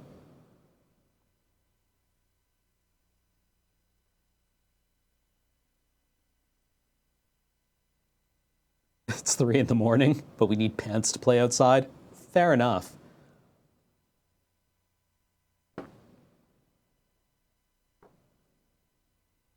It's hot outside? Yeah. Oh, yeah, no, it tripped the mercury here at like 30 degrees today.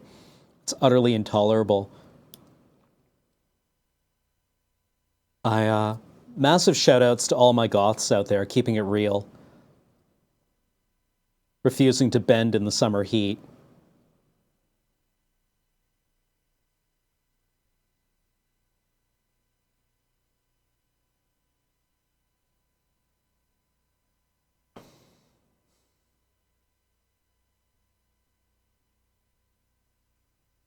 Oh, thank you, Cyrus Rain.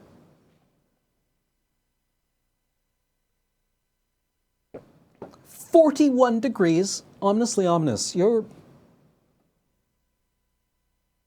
from Texas, right?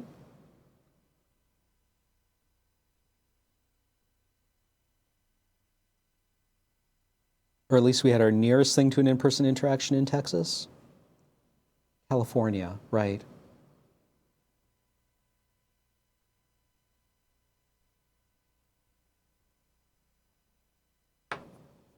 Man, scenesters still exist? Now I've heard of everything.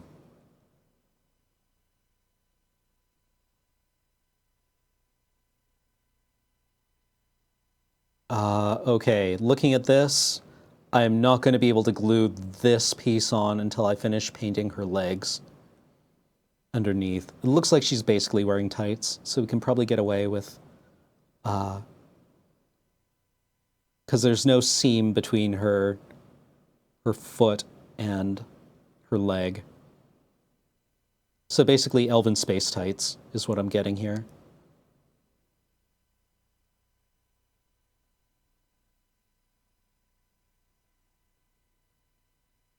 But that's going to fit together nicely.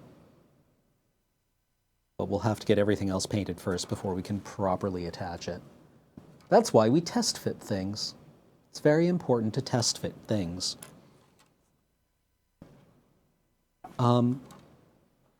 Maybe it would be prudent to get her 35 degrees, God.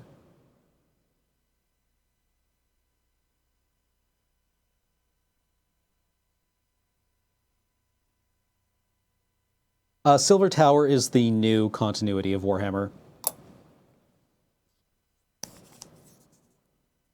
Now, is Hosk around? Hold on.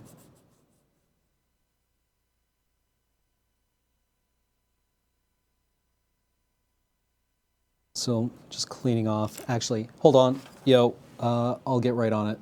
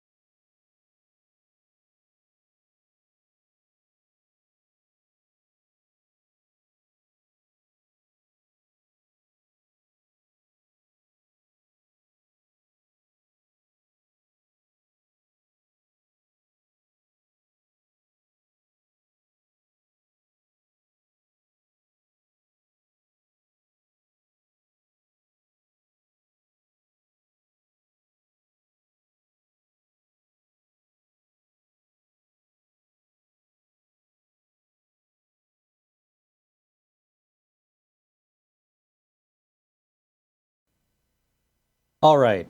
Hopefully we're back.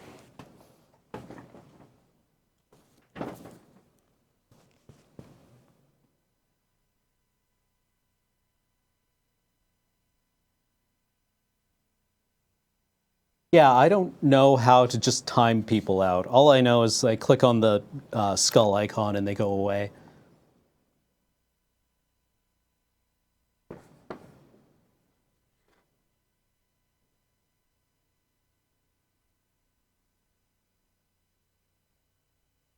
Let's see. I've run through my current album. So, what up next? What should I listen to now?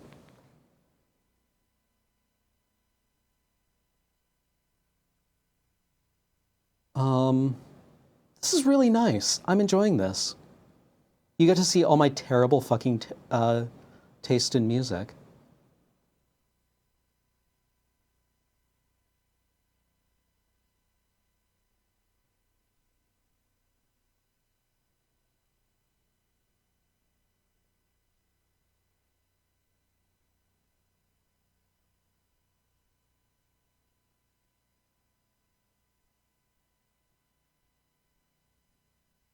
Uh, uh, you know what? Let's just run home to mama.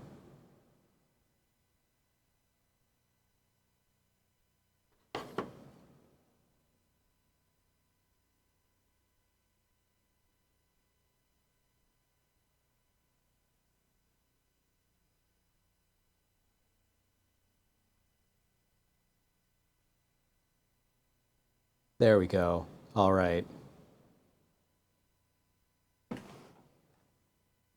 The one called Stu has just subscribed for 16 months in a row. Thank you very much, the one called Stu said. The one called Stu said hello. Hello back, the one called Stu. Kiadar, I'm drinking Tranquility California IPA from Moon Underwater Brewery here in Victoria.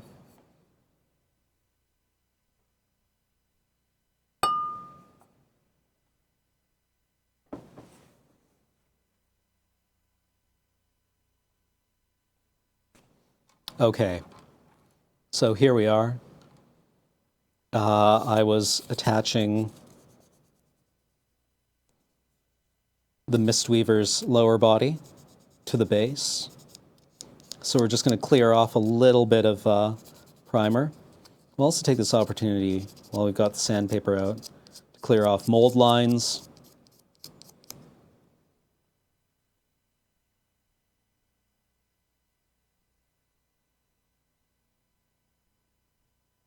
Is anything super obvious presenting itself?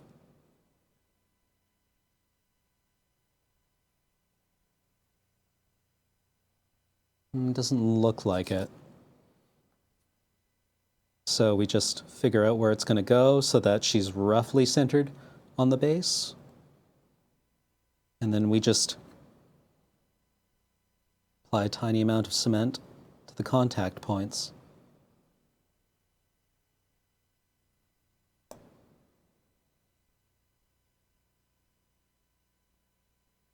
So who here is going to PAX Prime?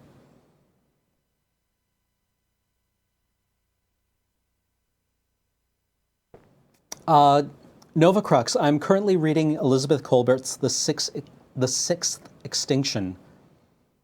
It's sad. It's very sad. Interesting, though. Fascinating. She has a wonderful talent for taking things that should just be crushing, like utterly crushing, and discussing them in terms where you are capable of engaging with them and thinking about them without just being like, we're fucked. We're so fucked.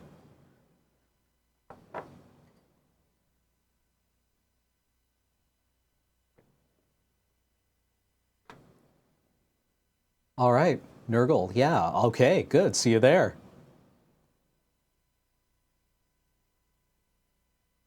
Oh, really? Original Sky Boss? What was she like?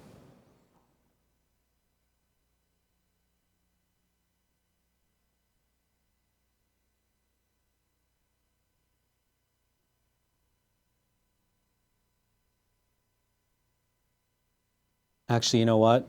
I think I'm going to listen to something else instead. This isn't quite it. I'm going to put on something that reminds me of a friend. I hate it when they don't have the album art correctly.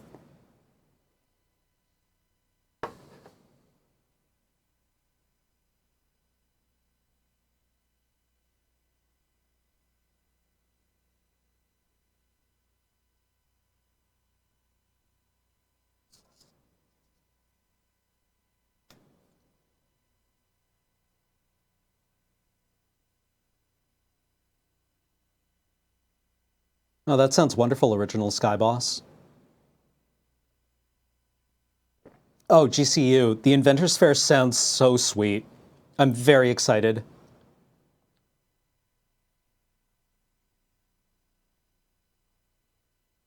Lithobreaker, I have not heard IB. IB? IB?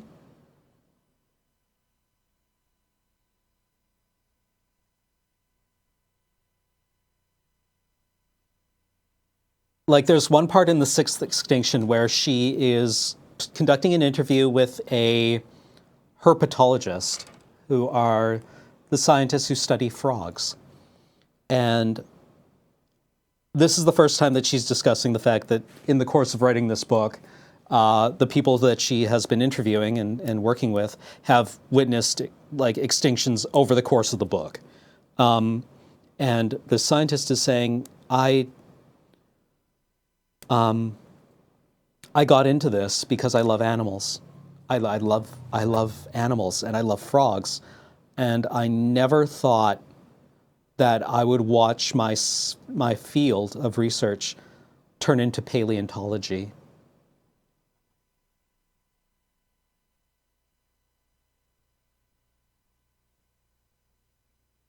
Oh, Lady Thrimbletrimmer. Sweet.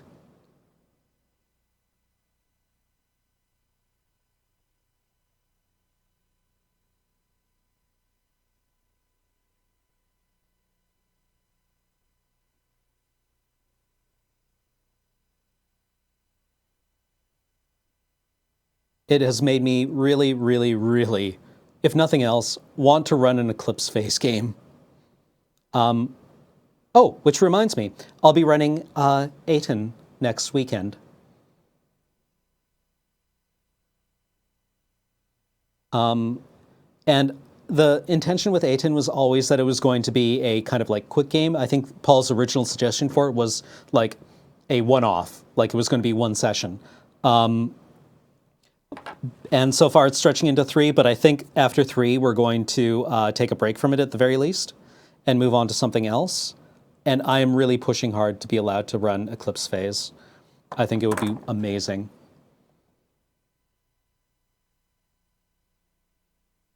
The buy-in with Eclipse Phase is a bit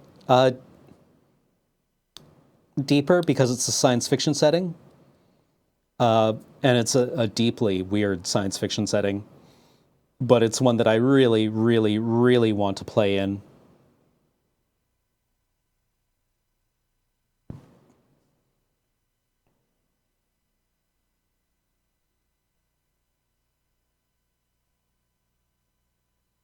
Gallows Anatomy. I don't think I've ever run a PBTA game.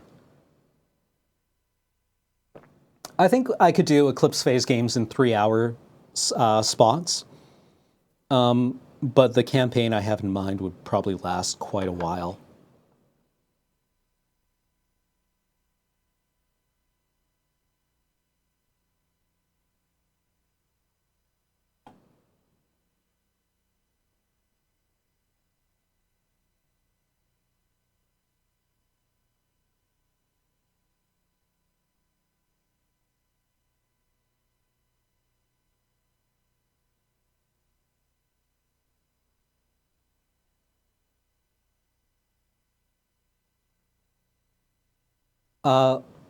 My most memorable RPG session, I played in a role-playing game that was being run by my friend Chris that wound up being his first published setting, which was called Amethyst. It was nominated for a Gen Con award, I think, quite a few years ago. But it was a friend of mine who was playing the half-orcs in that setting were called Pegas. And they weren't quite half-orcs, but they were the equivalent. He was playing a half-orc monk, and he was just so good at being infuriating. And I had quite a few fond memories of that game. Yelling things like, "Don't look at my hand, look at where I'm pointing." And at one point during a game, asking someone to pass a 3-hole punch, and that friend yelling, "I'll give you a 3-hole punch." And I asked, 3 old holes or 3 new holes?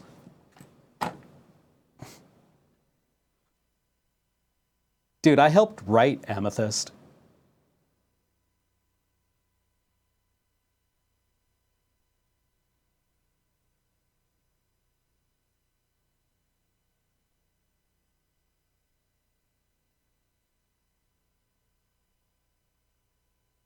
I have totally... Shadowrun was my first role-playing game. I played Shadowrun knowing nothing about role-playing games, and the group that I joined wanted me to play the Rigger because they needed a wheelman. So that was my very first role-playing session, was being given a van and a character and 2 or 3 drones. Oh, thank you, Voy Rising. I'll tell Chris next time I tell him that, see him. He'll be very happy to hear that. Actually, I think... Dude, you know what I haven't listened to in a long time?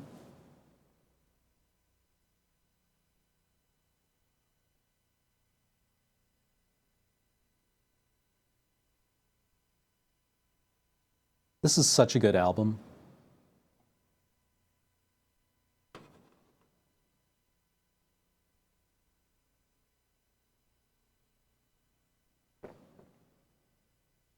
I would have liked to have played a Street Samurai too.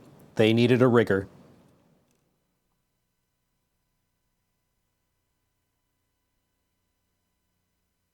I love this album so much. Portishead is so good. Kathleen and I saw Portishead on the 3rd tour in 2010. God, it's so good. If you don't know Portishead, listen to Portishead. They only have 3 albums. 4 if you count their live album. Yeah, all the 30-year-olds are like, oh, I remember making out to this album.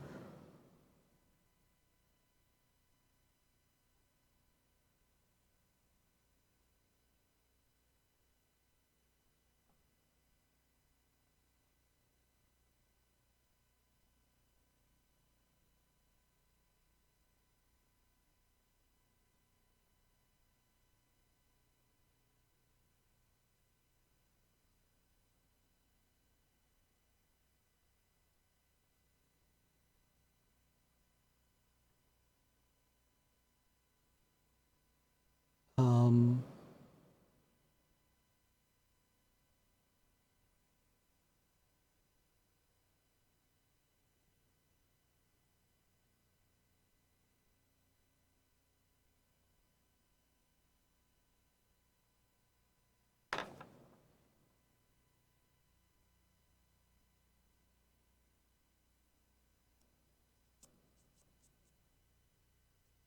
so I'm going to go ahead and assume that the Mistweaver is a illusion, or no.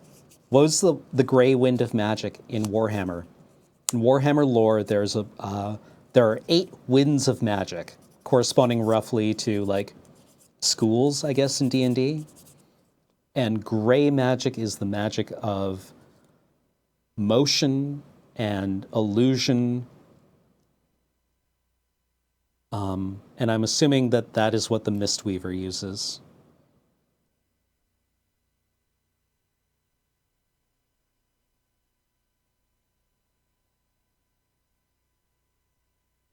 All right. Good night, GCU. Of course, I still love you.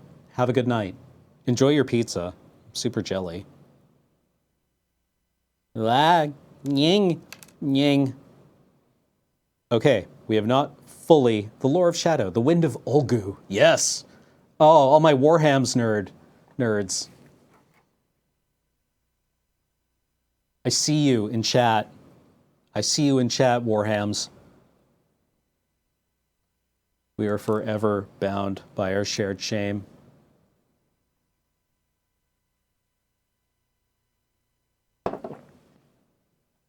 I have no idea how late I'm going, by the way.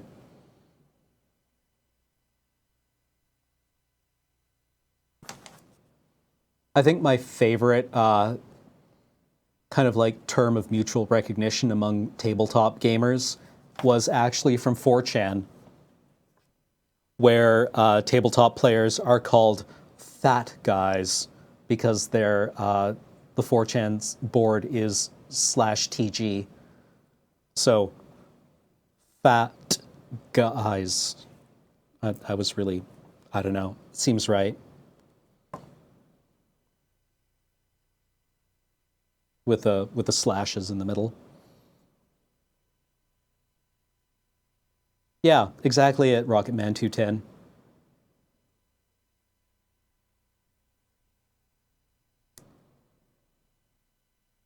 So here we have her, well, her head, her hair, and her mask.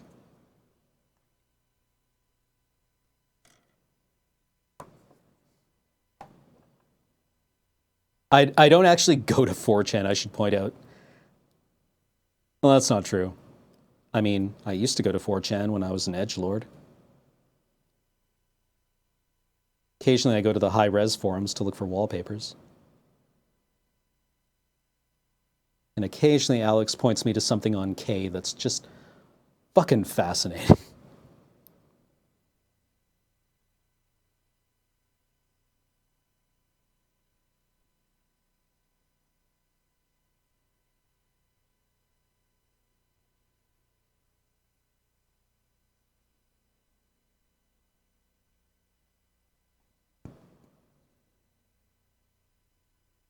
Is TG good? Awesome.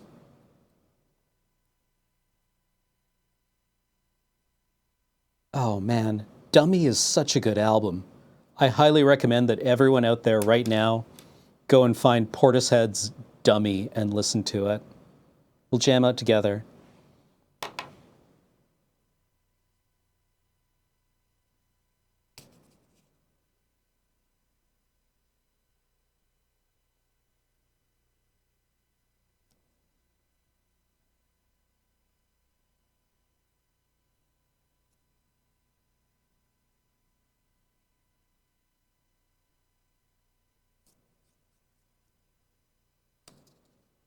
I'm listening to Dummy, Reinhard.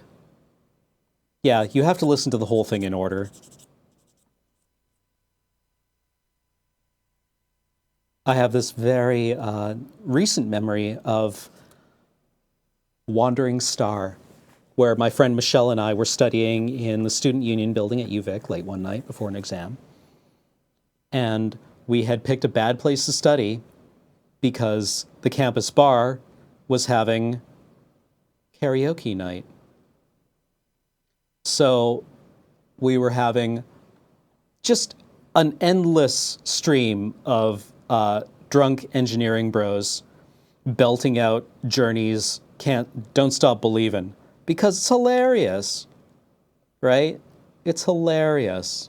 Who doesn't think that song is hilarious?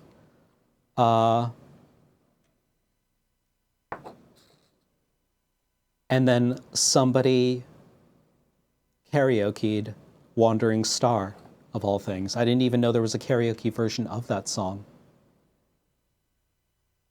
And she just did a beautiful job of it. And my friend and I were both like, oh, I love this song.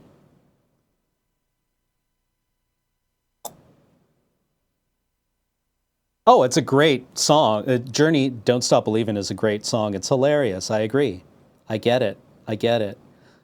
But when, like, you hear it 7 times in a night, it stops being funny. The shit stops being funny.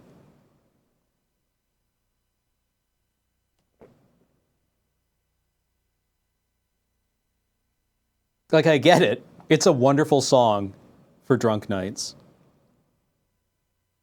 It's like Sweet Caroline. It's a song drunks can sing along to. Okay, this is really starting to come together and become a person.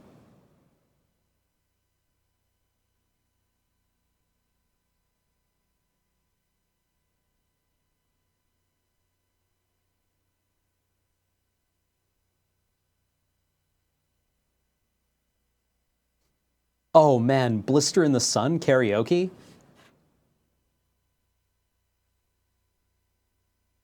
Um,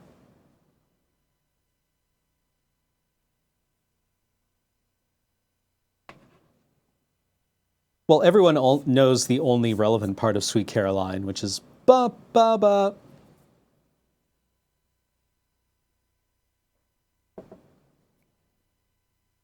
Right, that part.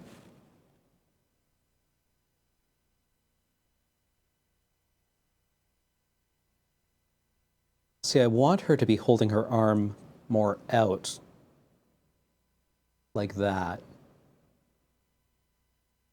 But it's being held closer to her chest, like that, which is probably correct.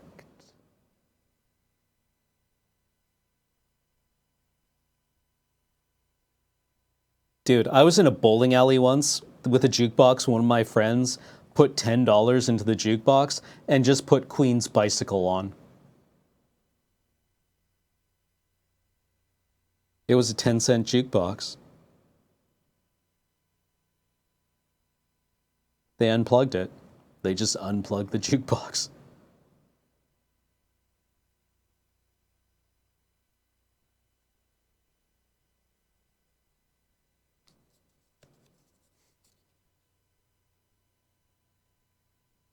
Of course, it was as we were leaving.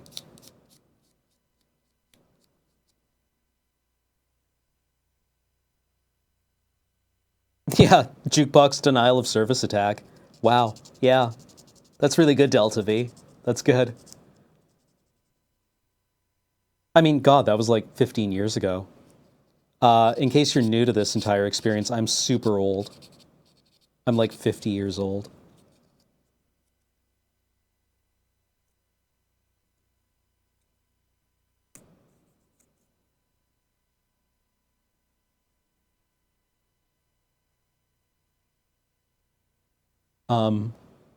But if we're talking like asymmetrical karaoke experiences, I think my favorite pseudo karaoke thing to do is playing the drums in Rock Band for Maps by Yeah Yeah Yeahs.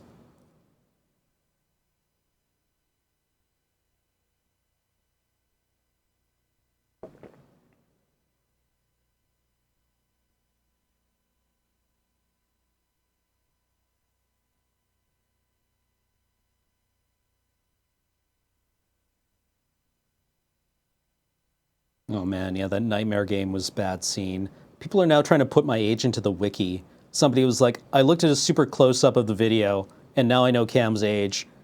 And I'm like, there's a reason I tried to obscure it. I'm kind of actually sensitive about my age because I'm mega old.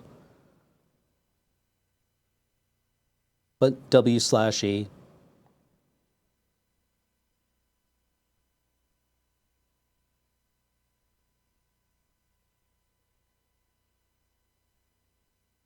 Man, Maps is so fun on the pseudo drums of Rock Band. Ah, but Seth J. Harris, do you love them like I love them?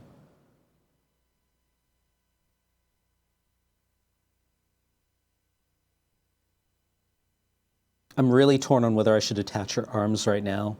I need to figure out how much. Oh God, I forgot. Look at that. Look at that. There's a whole thing I didn't take off right there. That thing. That's a sprue. That's a bit of sprue right there. It's so mega ugly.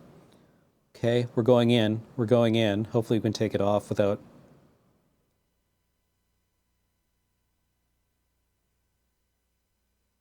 damaging anything, without knocking it off the base. Looks like we got there, chat. Don't tell anyone.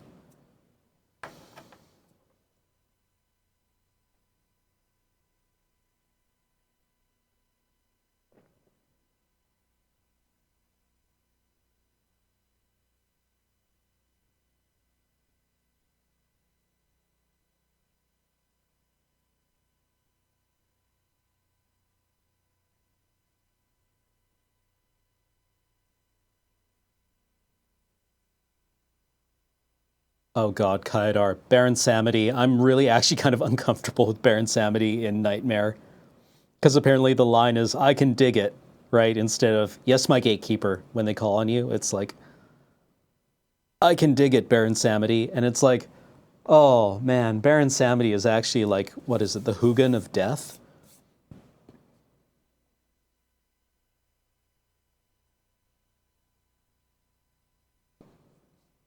I'm like, this is, whew. Is this racist? I don't think it's racist, but it's, I don't even know. Yo, Baron, I can dig it.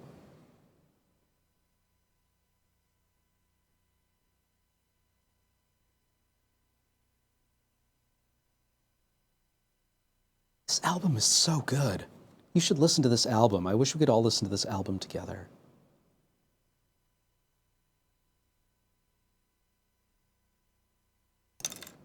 Whoops.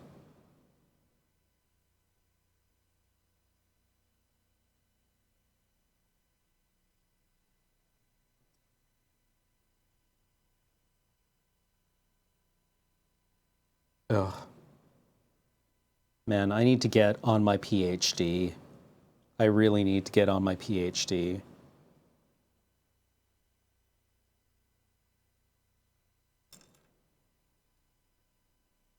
Like, I totally get why Twitch doesn't let people just, use their platform to broadcast copyright material. Or copyrighted material. I mean, they kind of already do. I'm sure Twitch is actually operating in kind of a very shaky legal gray area where it's like, hey, maybe video game companies can actually just shut down Twitch.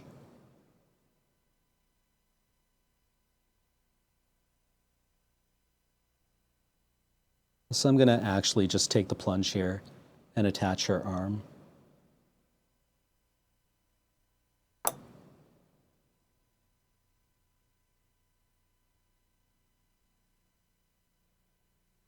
Oh no, I don't have my PhD yet. I just have multiple undergraduate degrees because I'm a dabbler in things.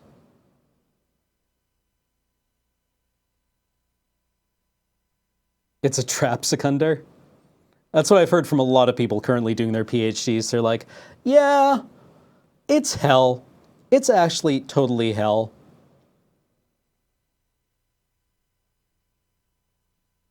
But I want it. I want it. I want it. I want to know something that nobody has ever known before.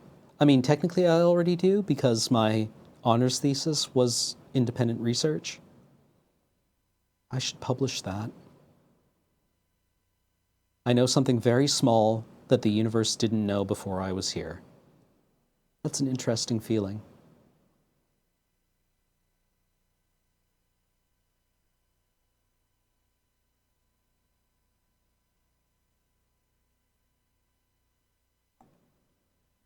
I think I might be the first PhD in my family if I decide to go and get it. Multiple master's degrees. Multiple people with law degrees. So many people with law degrees. If you wonder why I have an aversion to argument, it's because large numbers of my family are lawyers, which made discussions, conversation, never just conversation.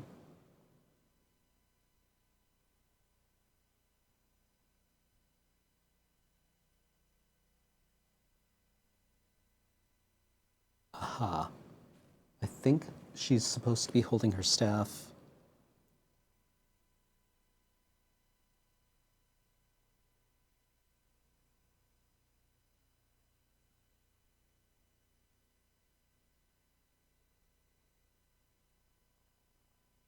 Yeah.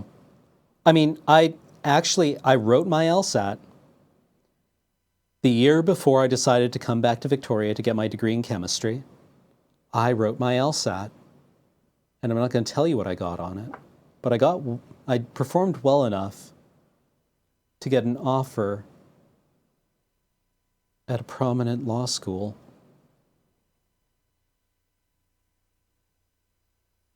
And I considered it. I thought long and hard about it. And I still think my choice not to pursue that makes my dad a little sad, which I can't really blame him for at all.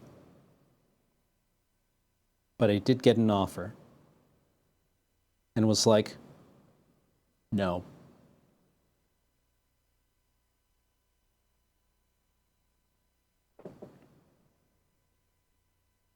There's no way I'm doing a Kickstarter for my PhD.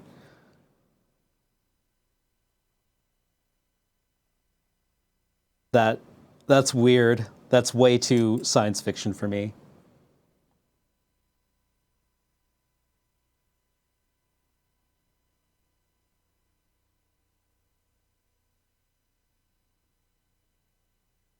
All right. So the Mistweaver's coming together quite nicely. This is actually a pretty cool figure.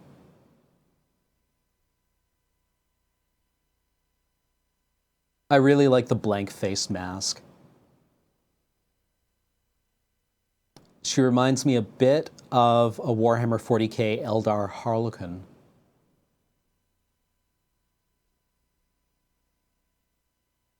It was suggested to me that I investigate patent law.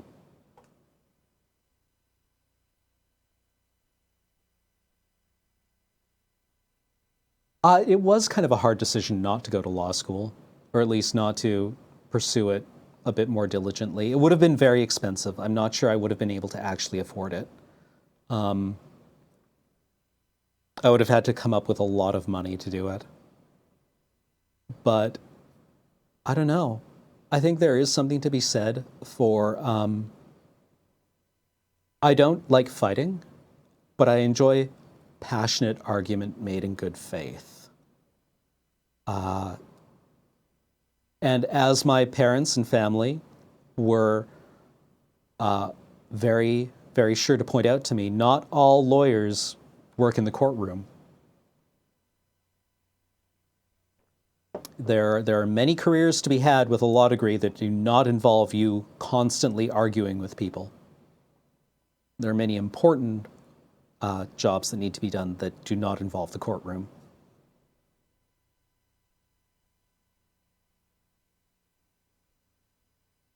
Okay, so we've got the figure assembled, mostly. We've still got the tiny little raven skull. Oh, and a shoulder pad. There's a shoulder pad I've missed. Part AE.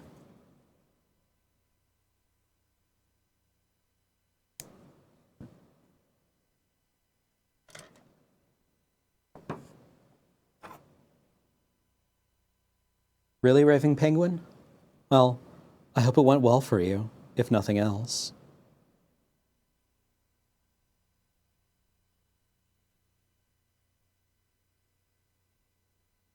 Most lawyers don't work.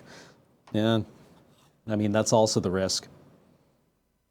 You come out with, a couple $100,000 in student loans and just can't find work.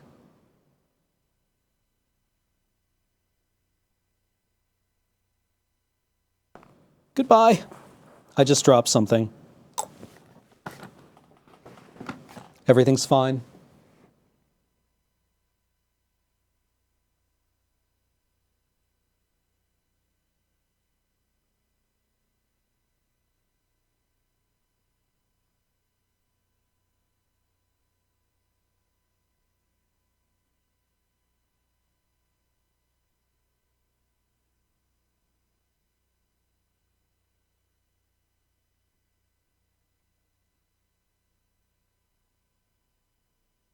Have any of you guys, to just change the topic drastically, has anyone here been keeping up with Steven Universe? No, no, no, no, no. No, no, no, no, no. Been watching Steven Universe. Good night, exhausted Elox. Take care of yourself out there.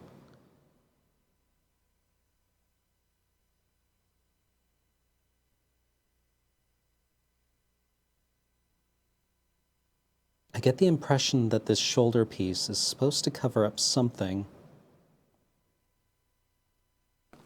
But there are multiple.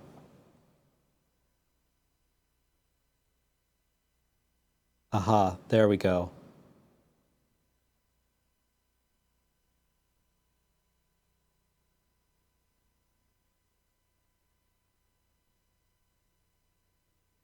If you aren't familiar with Steven Universe, I think it's my favorite show on TV.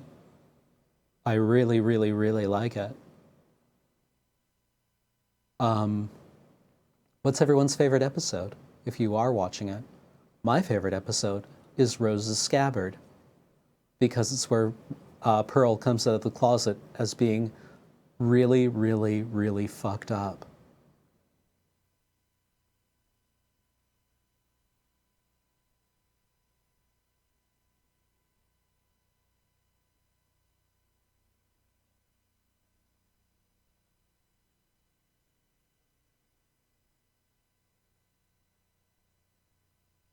Yeah, Flintlock.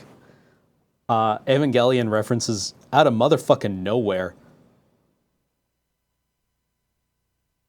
I feel like Steven Universe is written by people that I would really love to hang out with in person. And considering that they apparently play Magic, uh,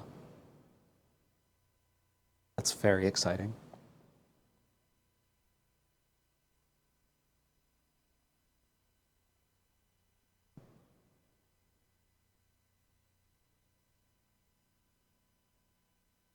Alone Together is also a very, very good episode.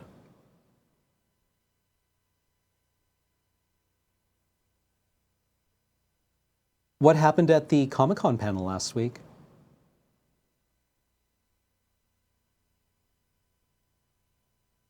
Really? Emily in Dishonored 2 is played by Sapphire's VA? Cool. Wait, Sapphire? Oh yeah, Sapphire, right, of course. Duh. Muh.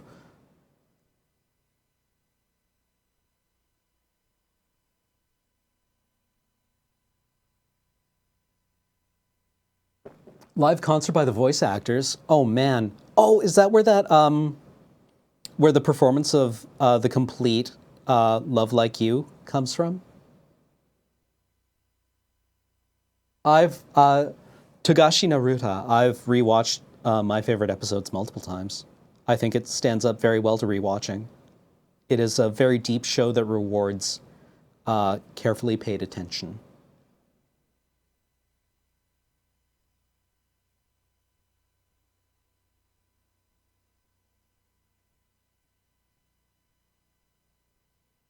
Okay, this is actually a pretty sweet character. I'll have to look at her rules because I kind of want to play this character.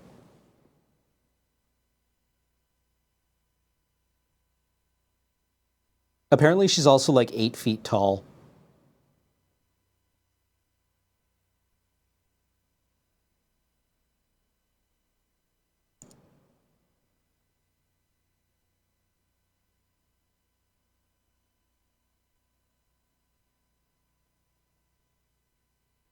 Oh wow, Doodles. That's, well, good for her.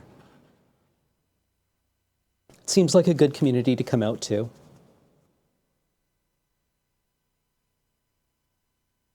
Oh, she's also not touching the ground, but like, look at where her feet are compared to the Hyperion War Priest, who I'm also assuming is not a short man. Like, look at her leg. Like, there's her ankle, and there's her waist.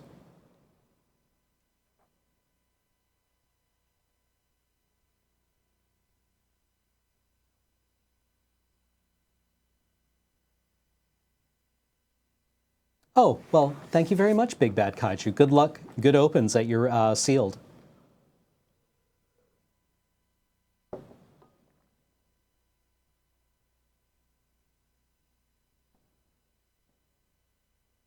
All right, let's see how the sable cloak seems to have come out relatively nicely. The book seems to have come out kind of well. The gilded edges of the page are recognizable, I think, as such. We might be good to glue this guy's head on.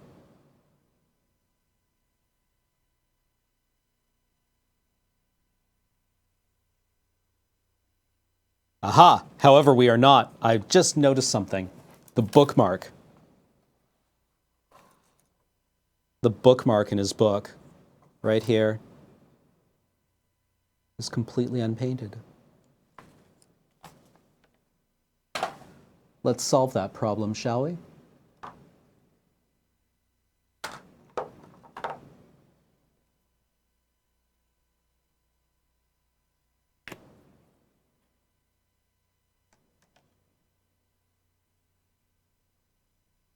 Well, I have bad news.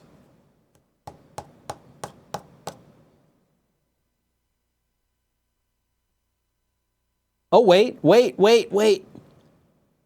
Is it? Ha ha ha ha ha! It's alive!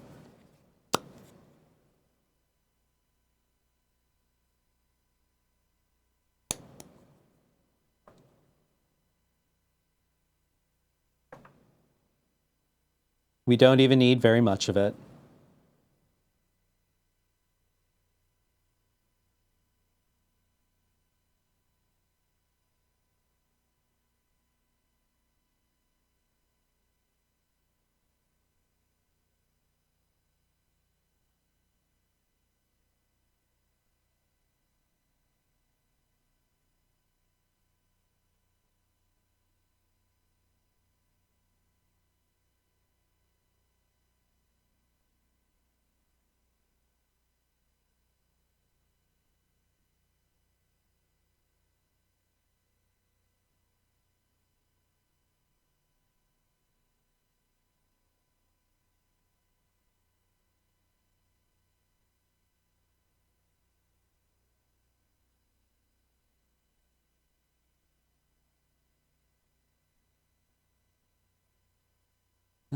Oh, look at that. We've also missed some other things here. This is always good. This is good, though. You put a figure away for like an hour, work on something else, come back to it, and you see your mistakes. But you don't see your mistakes in the way that you do when you're obsessing over something, which isn't terribly useful. You see your mistakes in a way where you're like, oh, I missed that. I'll fix that, instead of being like, I'm so fucking awful at all this. I'm just so bad. I should go in a hole and die. It's important to take breaks, or even just have a palate cleanser.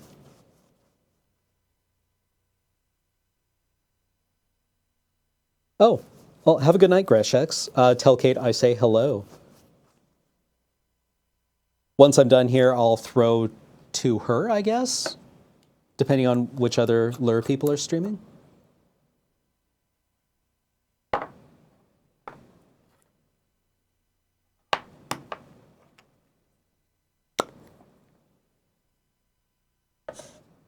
Oh, yeah, palate cleanser. Boo. Boo. I'm sorry, unintentional puns are actually like the worst things. Get into the blaggle. You make unintentional puns, get in the blaggle.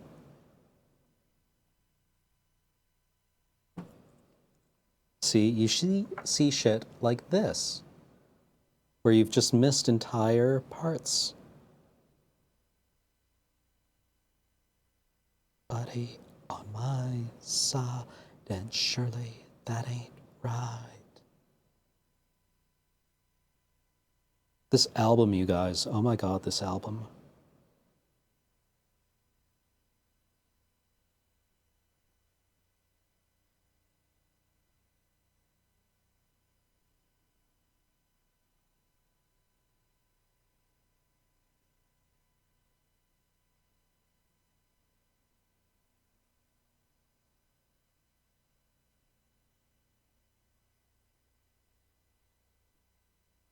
I still don't know what I should do about this thing on his belt.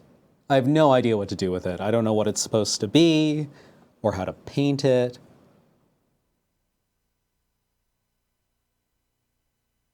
I'm lost.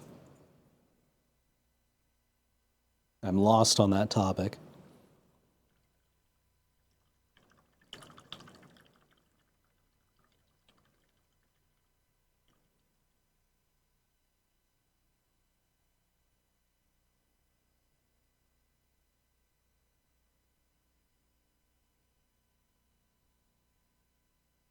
Oh, dude, Zach Callison has come so far on that show.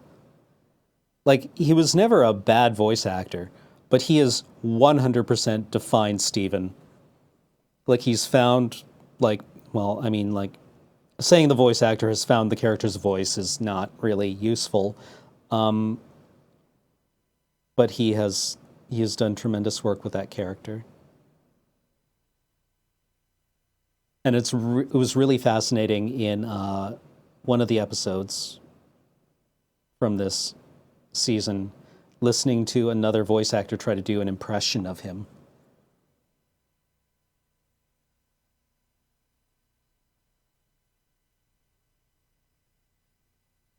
Also, that episode was weird. Not sure how I feel about that episode. Oh, it's a scroll holder. Oh, okay. Thank you, Reinhard. Thank you, Reinhard. I won't seal the paint in gloss. I'll see. I have a satin coat that I'll use. It's silver with 3 comets in gold.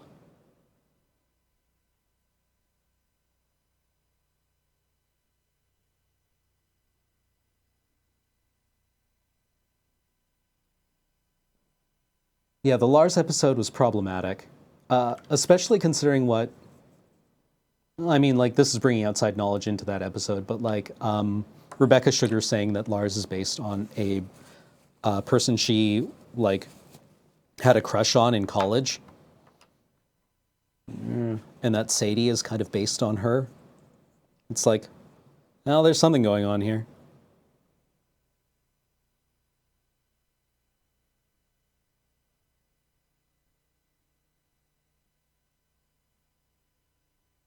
The Uncle Grandpa episode I thought was really fun.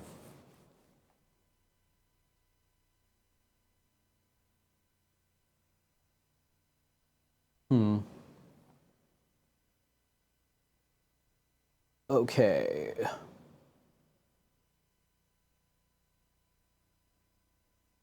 Oh, all right. Thank you, Reinhard. I'm just going to check out this picture you've linked. Oh, hell! That's what that is.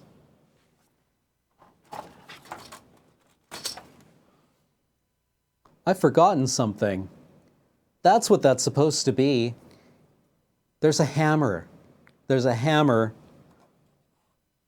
that I've totally forgotten about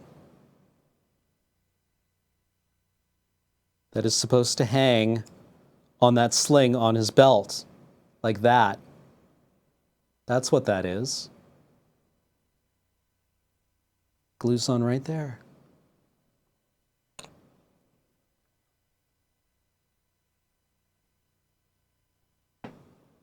Thank you, Reinhard. It's his sidearm.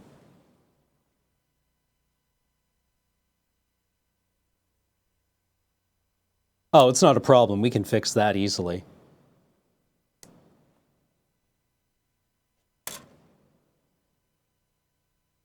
I mean, I think it makes sense for him to carry a side weapon, right? Yeah, it's totally intentional, so you can paint the robes underneath it. This isn't a problem at all. I'm just glad that Reinhard was here to point out what it was. Thank you very much, Reinhard. Otherwise, we would have totally forgotten about it and would have just had this thing on his belt that makes no sense. Well, I mean, don't people who are going into battle usually carry some kind of backup? I mean, I think I would. I think I'd want to carry, just a just in case hammer.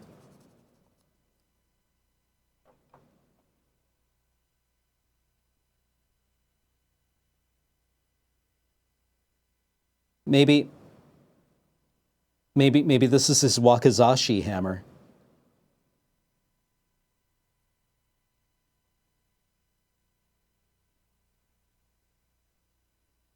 Maybe they dual wield hammers. Backup weapons are for officers? Oh, fair enough. Well, I mean, this guy's carrying enough bling that he's probably some kind of higher up.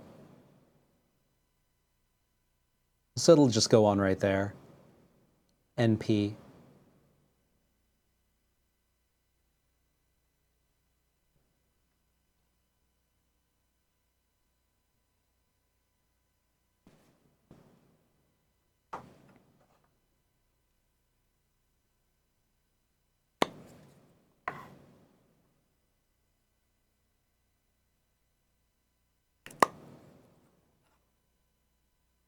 Well, have a good walk, Ikioryu.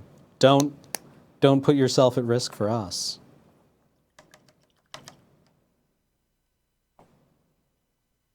Yeah, maybe dude just loves hammers. He's like, well, I've got a regular hammer, yeah. I've also got, he's got a side hammer.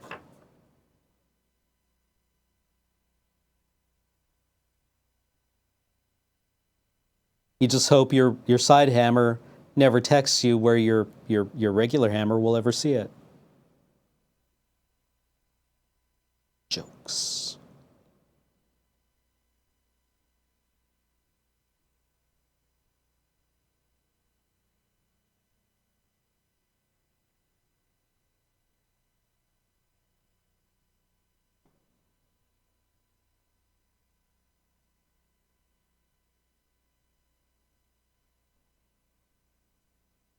For smashing very tiny heretics and occasionally driving nails.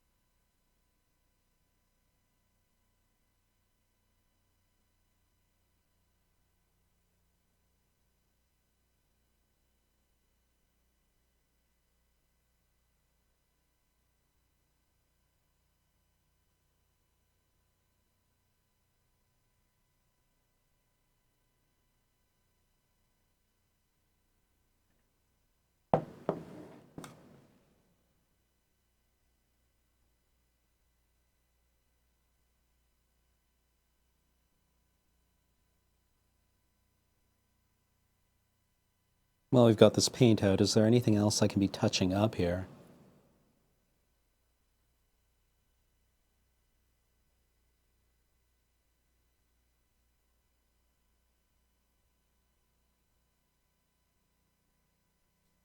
The man with the meme shoots when the man with the meme is banned.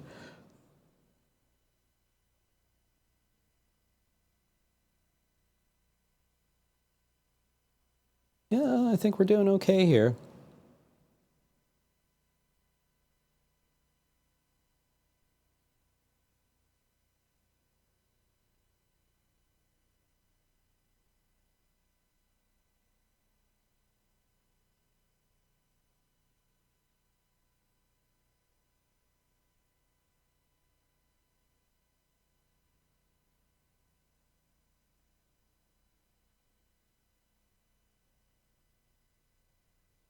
Okay. So we've got his coronet, his circlet.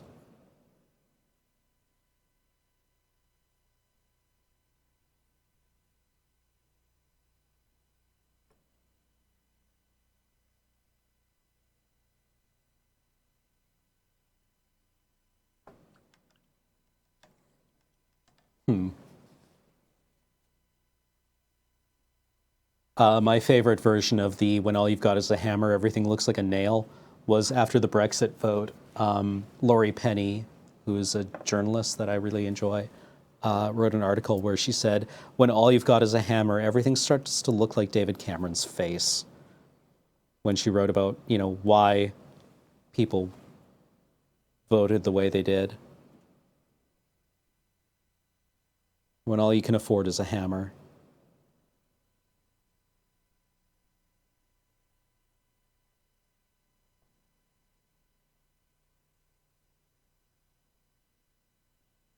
Yeah, oh God, he's dead. He's dead. Cut the camera.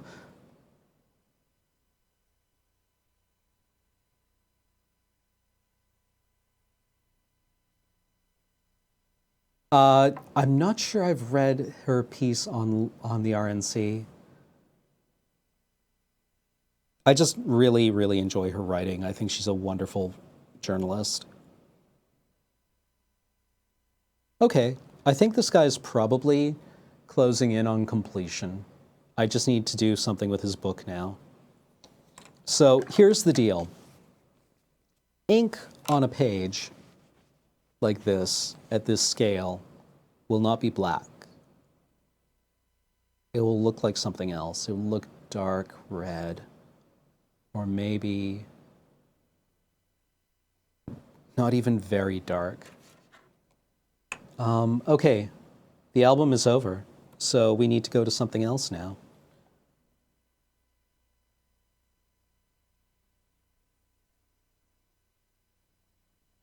Or no, sorry. We're on the final song. If you've never made out to Glory Box, I highly recommend you try making out to Glory Box. Then you'll be truly a 90s child.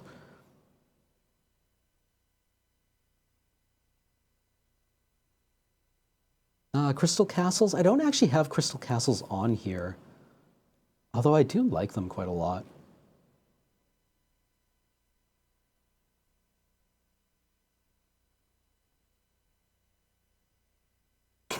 Lol.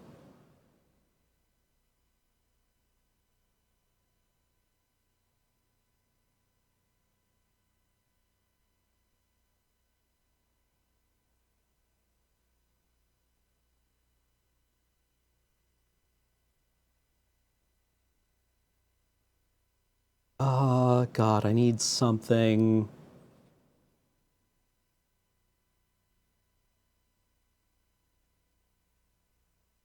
Come on, brain, we can pick something. You know what? Maybe I just need a palate cleanser. Yeah, okay.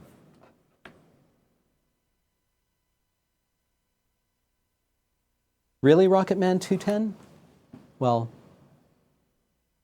I hope you have a great birthday. I have never listened to Sneaker Pimps, Ominously Ominous. Can you recommend something? Yeah, like some kind of sigil might be interesting.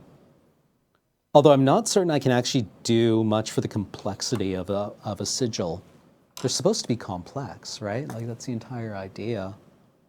Well, back to good old flesh wash. So the page was done in Blanco Hueso.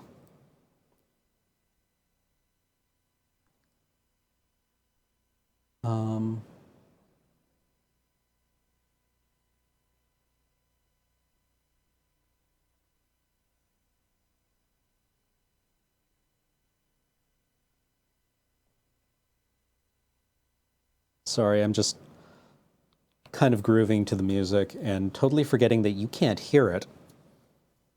So if there's a long, awkward silence, it's because I'm just being like, God, this album is good.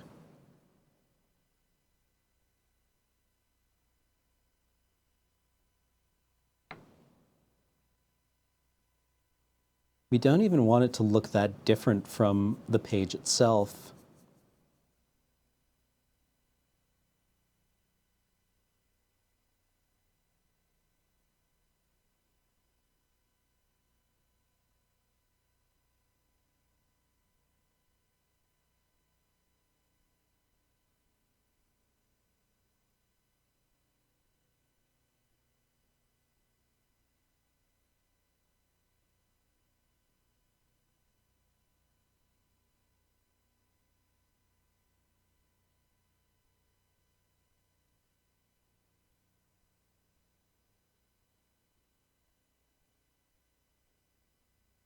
We don't actually want text at all. We want the suggestion of text.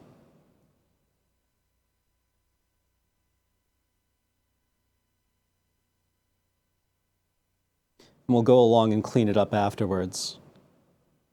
Let's see how that looks.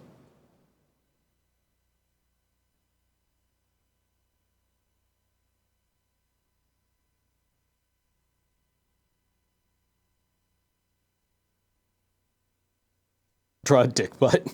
That's actually kind of tempting.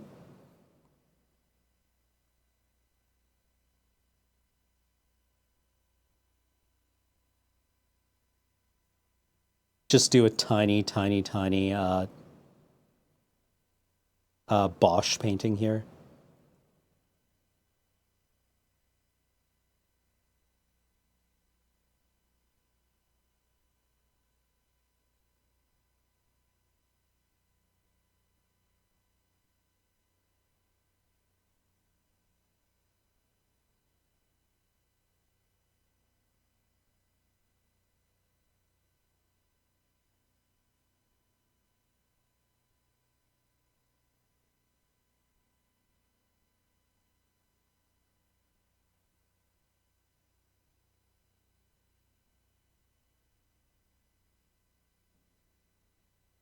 See, these blank sections with nothing on them are the real test of skill here, because it's where you can just totally fuck it up. You can just totally fuck this up, right? There's no guidance. It's just you and your brush and your paint. It's enough rope to hang yourself with.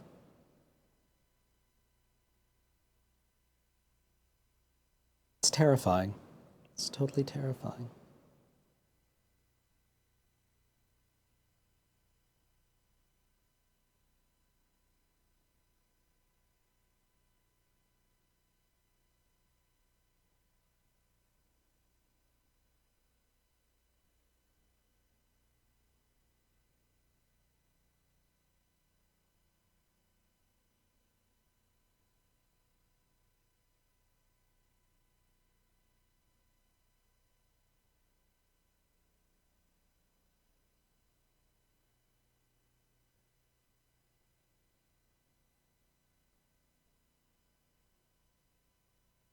My only real reaction to the American election is that as somebody who lives relatively near you but has no ability to participate in it, it's a lot like watching a neighbor boil meth downstairs, where you're like, I'm going to die. I am actually going to die. This person is going to kill me. And there's nothing I can do about it.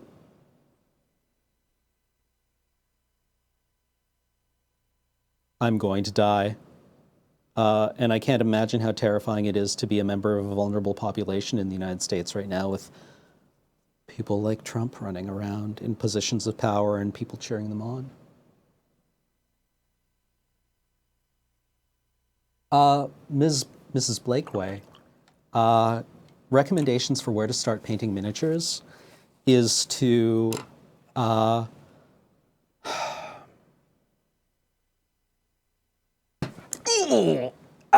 that was my elbow hitting the table. Oh, okay. Okay, where to start painting miniatures? Find something cheap and something that you won't mind stripping of paint several times until you get it right. Something cheap and easy. Warhammer Space Marines are actually pretty good because they have lots of broad surfaces.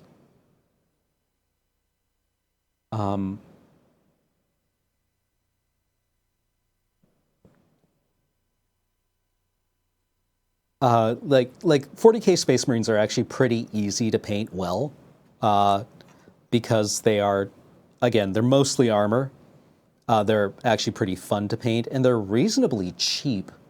At least they used to be, because they come with every starter set, and you can usually find them on eBay because somebody will have bought like an army and is then seeking to offload them. I'm not sure if you can see the work I've done on the book so far, but I've got the right page is kind of lined, and the left page has a picture frame. Stripping paint, I've actually found Windex works really well. You just take a yogurt container and you fill it with Windex and you put the miniatures in for a couple of days and take a very stiff toothbrush and just work them over, and it should come right off. Otherwise, you can use brake fluid works well, engine degreaser. If you're using anything more basic than Windex, you're really going to want to wear gloves for it.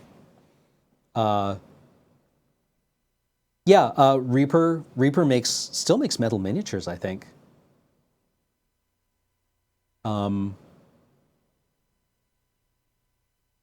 Yeah, actually, I would recommend Reaper minis because you can also find them in a lot of gaming stores. They're much cheaper than Warhammer figures. Let's see if I can get more light on this, actually. How's that? That's using my phone's flashlight. No, that isn't helping at all.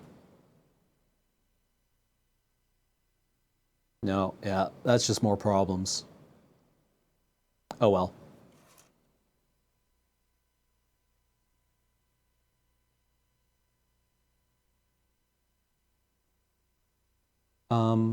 So another song that reminds me of a friend of mine.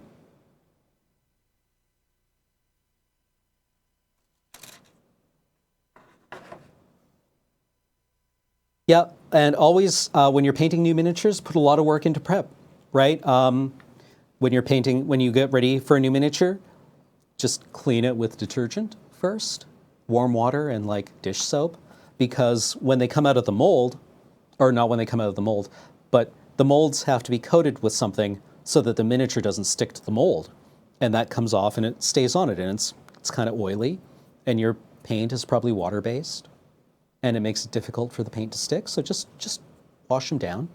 Nothing fancy. Clean off the mold lines. It'll make the miniature look a lot better. Just take your knife and scrape very gently down it. Use a bit of sandpaper. Fine grit. I think this is 800 grit. No, I don't think Windex needs to be kept a certain temp at all to work at to take paint off. Water down your paints quite a lot. Like prime. I like to prime white for these kind of figures that are very like dramatic and colorful. Other figures I might prime black, like my Imperial Guard. I prime black. No, wait, I prime those guys white. Yeah. No, I mainly work with white primer. But a lot of people swear by black primer, and that's totally fine.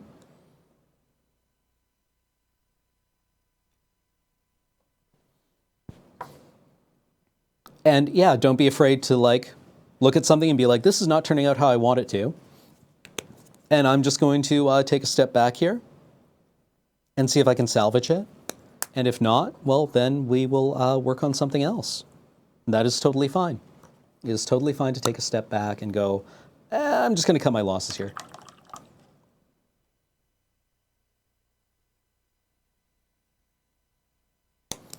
Oh, I don't even think Hillary is that bad.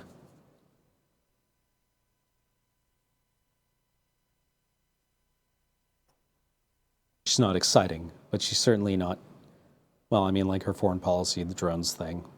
But whatever, I'm not American.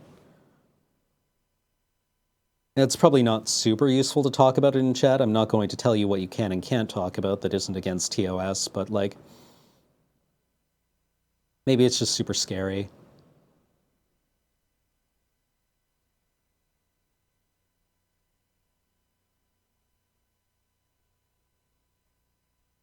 I need I need to start using my wet palette. I've actually got one at home. I have not brought it yet, but it's just like, you know, a Rubbermaid sandwich container with a sponge in it and a piece of papyrus paper, like they would use for baking. And it keeps your paints usable for a much longer time when you're using them on a palette.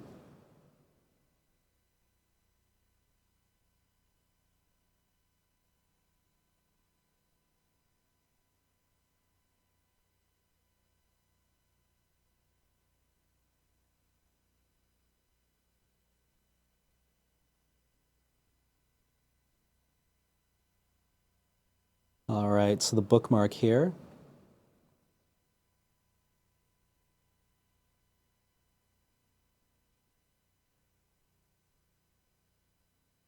Just picking out slight details.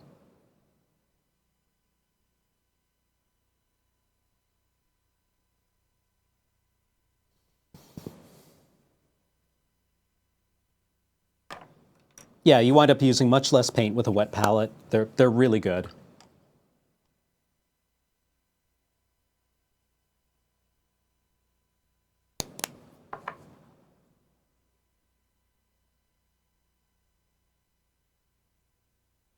Roasted gravy, that what you're talking about there reminds me a bit of the book Some, 40 Tales from the Afterlife, where one of the early stories in that book is of Mary Shelley sitting at the right hand of God in the afterlife. You get there and you find out that God loves Frankenstein, loves the story Frankenstein. And so much so that Mary Shelley sits at his right hand in heaven. And God goes and he spends all his time reading Frankenstein. And he's like, she got it. She's the first person to get it. What it's like to create something and be hunted by it. As Victor Frankenstein is hunted by the monster across the ice, that the things we create overtake us and come around on us.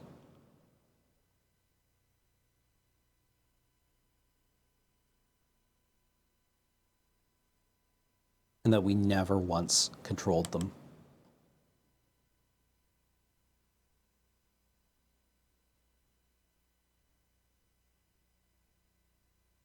Roasted gravy, it's called Sum, just S-U-M. It's a reference to cogito ergo sum.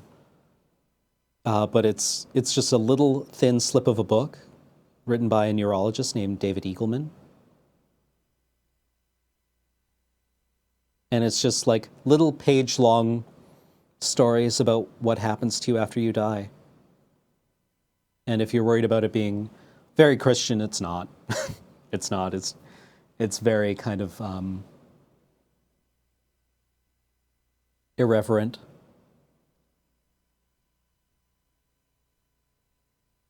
And funny and sad.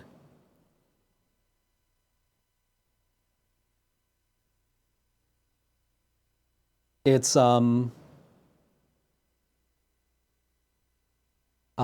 if you remember Desert Bus 7, I think. The stinger for Desert Bus 7, which was me reading a story to chat, was one of the chapters, was one of those stories from Some.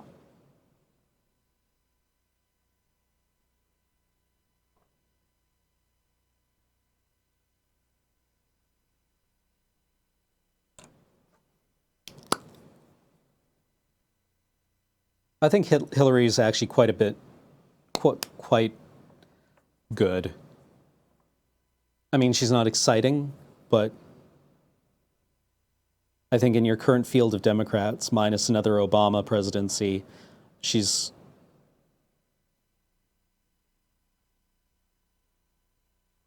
definitely competent, and she, apart from her whole using robots to kill people thing, seems fine. She seems fine. Totally fine.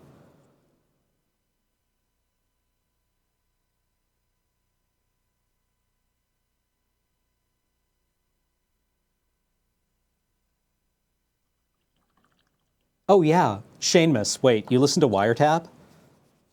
Wiretap is totally how I met one of my best friends.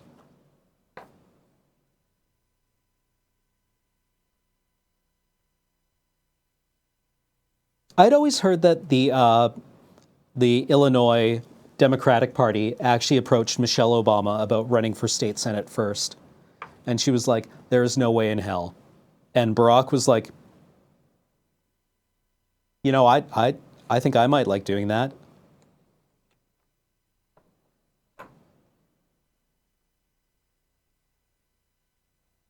Oh, you just wikied it? Okay. CBC's Wiretap is really good. I mean, like, he got way into his characters later, but like a lot of it is just very kind of strange and sad and funny.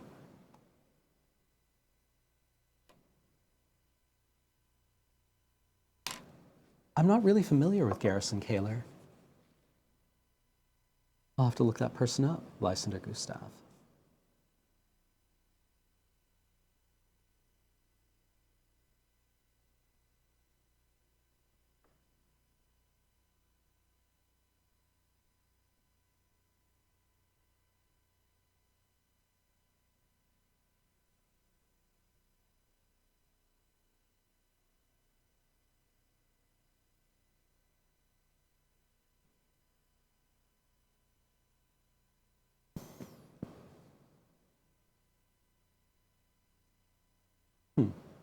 All right. Oh, Lake Wobegon. Okay.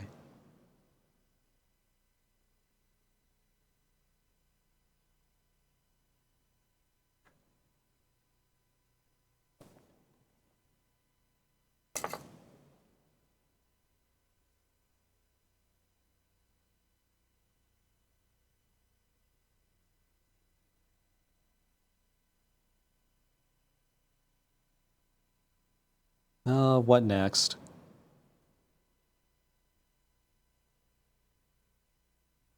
Oh, congratulations, Reinhard. Good work.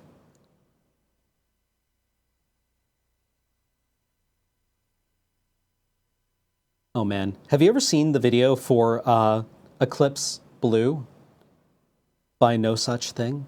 It's really pretty.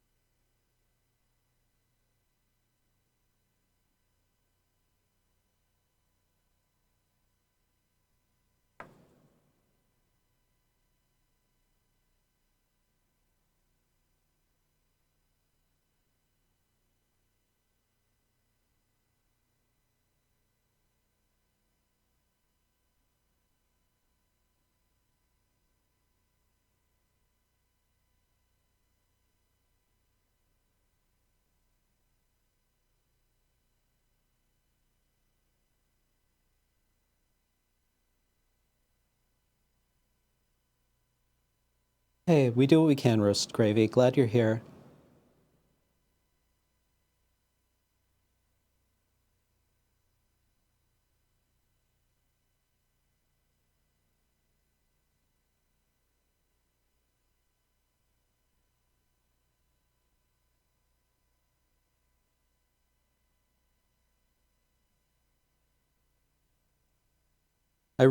My goal here is just for the open pages of the book not to steal attention away from the main figure.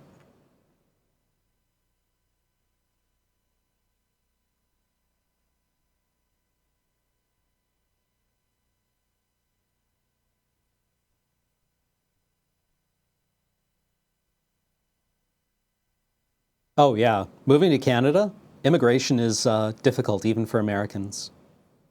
I had a friend whose wife wound up immigrating to Canada from the United States. It took a long time. They actually had to get married. Oh, thank you, Weredor.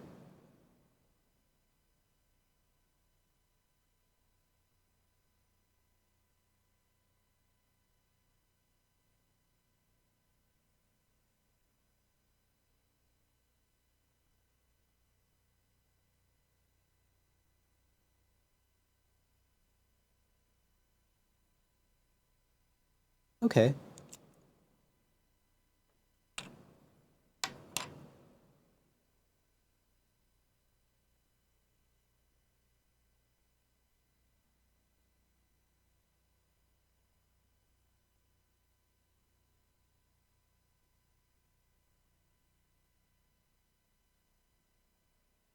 I mean, ominously ominous, I get people who want to leave when things get bad. And I mean, it's different for different people, right? Like if you're a part of a super vulnerable community, when your government turns against you, you need to gitfo, right? Whereas other people might still be able to stay and challenge things and hope to change things. Sometimes you also need to get out while you still can.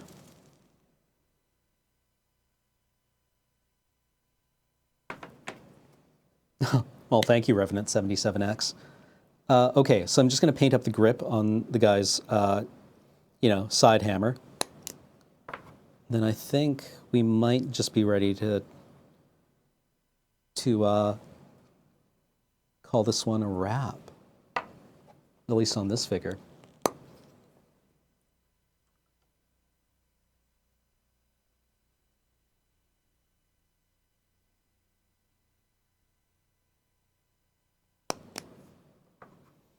I mean, like, I kind of had a similar problem a couple of years ago with PAX, right? Not that I felt threatened, but I was like, man, there's some shit going on in this community. Like, not necessarily PAX, but like in gaming in general, where I'm like, I don't know if I really want to participate in this community anymore. This is super gross. And then I was like, wait. This is my community. I've been gaming since I was a wee nerd.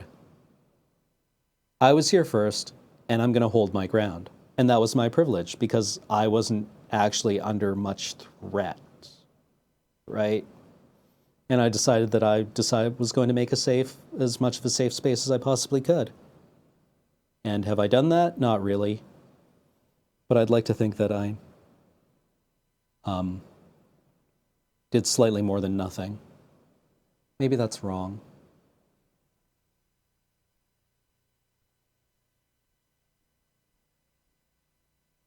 Yeah, it's also hard to see when you're vulnerable, know who's vulnerable. I mean, much respect to the people who stay behind and fight.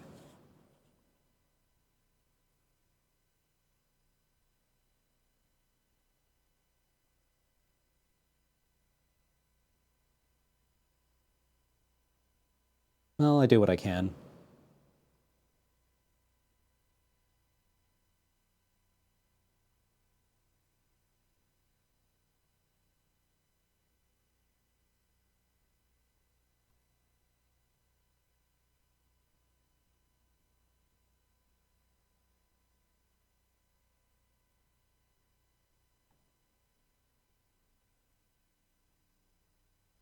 Well, you guys make it a space that I'm happy to hold.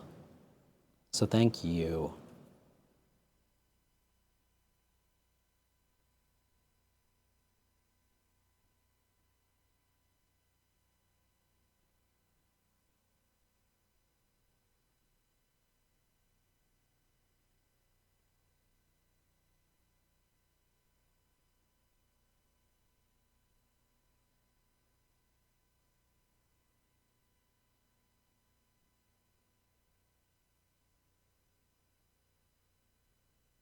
Hmm.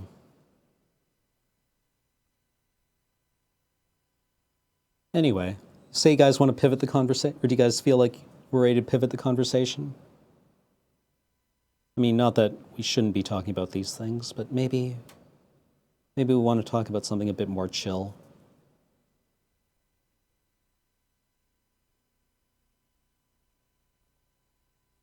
Chat goes by so quickly. It's hard for me to moderate, is just one thing I'm concerned about.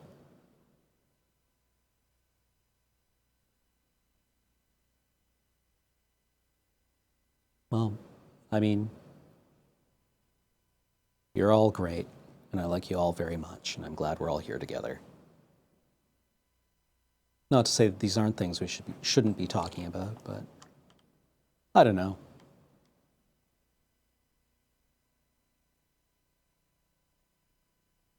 So, actually, how about this? I see a lot of people on my Twitter feed being like, I'm having a really rough day, and I need kitten pictures, or I need something cute. I need I just need a boost. I need something to feel good about that I can look at and think of and feel good about. And I'm like, doesn't quite work for me. I get where you're coming from. That isn't quite my thing. I think my thing would be like super optimistic science stuff or social stuff or artistic stuff. Like, anyone have anything like that? If I'm having a rough day, things I can look at and go, holy shit, we're actually quite clever animals. I need the days when I need to think like there has to be something bigger than this. Like I need to think on century scale time, right? Or millennium or eon scale time. I need to think about happy things. Give me something to feel powerful about. Tell me about new pulsars that we've discovered, or a new experiment, or something that the universe didn't know before that now we know. I think that would be great. Anyone got anything for me?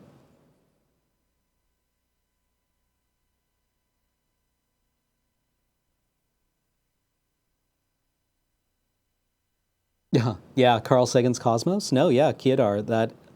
Watching Cosmos with my dad is one of my earliest memories. I, uh, I didn't watch it for a very long time because, it was the 80s and then the 90s, and then home media didn't really exist for a really long time, like a surprisingly long time. You just couldn't get a copy of Cosmos anywhere. And then when I was finally able to get it in the early 2000s and rewatch it, I just got such a gut punch from things like Who Speaks for Earth, because I realized that Cosmos had become such a deeply integrated part of who I was that I wrote the way that Carl Sagan spoke.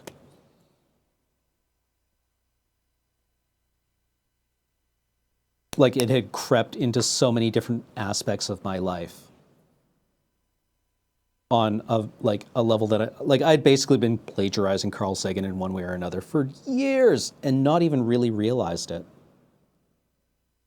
That was a weird realization to make.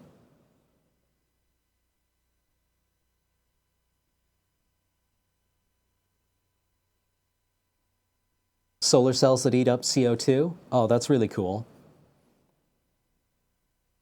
I really like the idea of solar photoconversion, which I think may be what that is related to. So Sundari. Positive parts, oh, blue chloroplast, that sounds really good.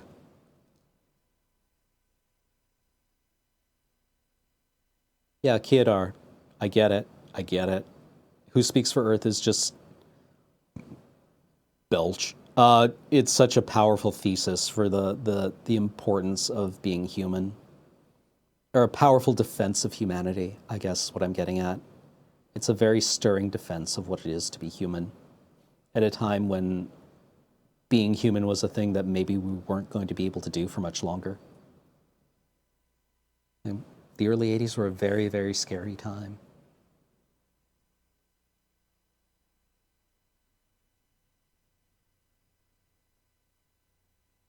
Like terrifying, right? Like you want to have the shit scared out of you sometime? Go read about Able Archer 83. We almost accidentally ourselves.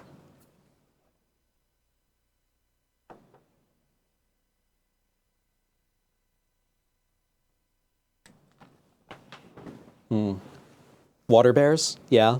I love how tough they are.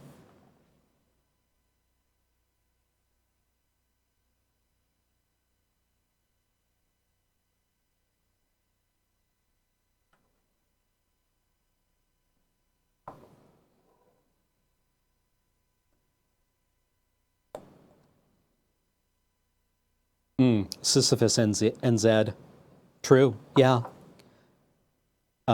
Connections was a powerful argument for interdisciplinary studies. If you were to ask me what the first artificial intelligences that will meaningfully impact humanity will be, I think there'll be ones that are used not to do research or to necessarily manage like complex, like, or to automate certain systems. There'll be ones that are used to correlate fields of research that require profound human expertise, but for which one person cannot hope to coordinate across, like basically interdisciplinary research will be an AI thing. That would be my science fiction scenario for artificial intelligence. AIs being like, hey, we were looking at something in like sociology and something in this mathematics or branch of mathematics and something in like this subsection of cellular biology and found some interesting correlations that we think are useful. Neat.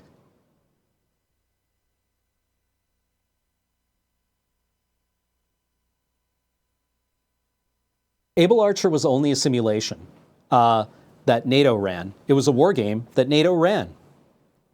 And the Russians had no idea it was a war game. The Russians just had no idea that it was a war game. And they guessed that it was a war game and were like, what if it's not? What if the Americans are running a bluff and they're trying to convince us of it? And they are just like doing this thing where they're running up to a simulation of nuclear war and it turns out that it's not a simulation. And it was just brown trousers time.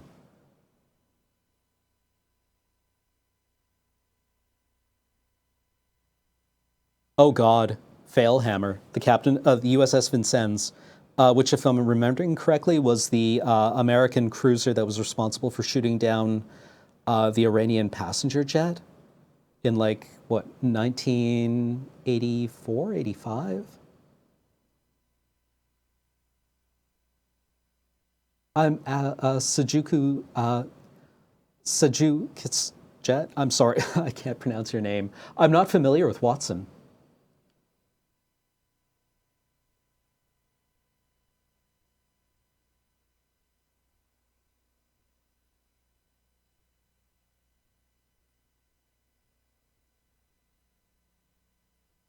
Okay, so we've got the hammer on his belt. We've painted up the sling here. So we've got a white sling that is used to hang the hammer. So I think that's the last piece done on him. And I think I might be ready to call this guy complete as soon as I glue his head on. Oh, no kidding, Sniper Pumpkin. That sounds really cool. That sounds like exactly the kind of thing I'd want.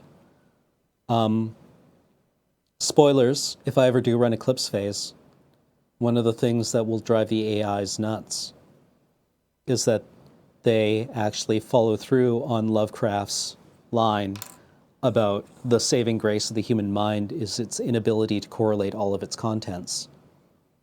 Because we actually make something that is able to correlate all the contents of our mind. And they don't like what they see at all. That would be one of the hooks. That would be one of the reveals. So spoilers, that would be one of my themes in an Eclipse Phase game.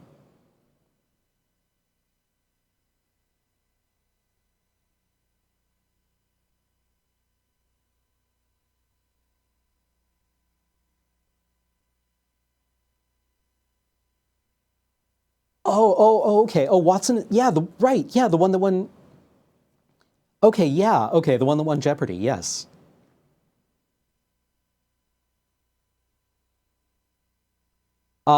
Richards. Yes, I do sculpt things with green stuff.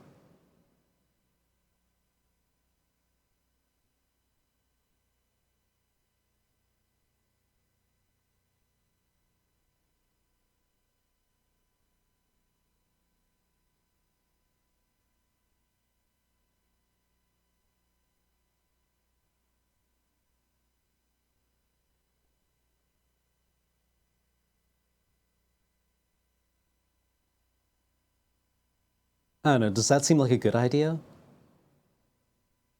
I think I think that sounds like a cool hook.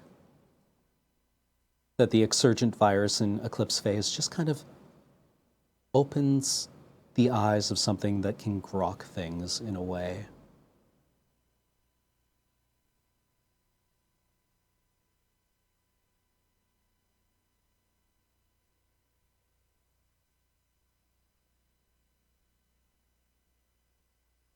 I've never magnetized an army as Azira Fellowship.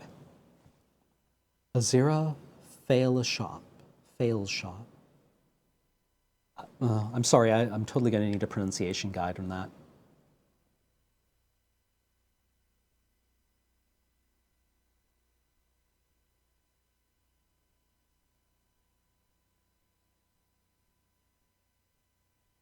Oh, Arclight Dynamo. I totally need to watch The Fog of War. It sounds fascinating and terrifying.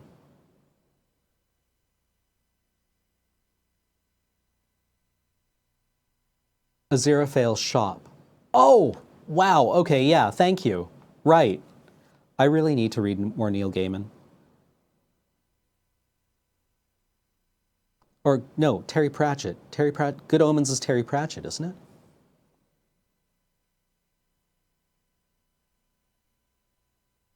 Yeah, go ahead, Seconder. I hope Lurbot doesn't auto-zap it. I'm not sure how not to, I hope Lurbot doesn't just blank it. But go ahead. Oh, Good Omens is both, right? Okay, what do you guys think?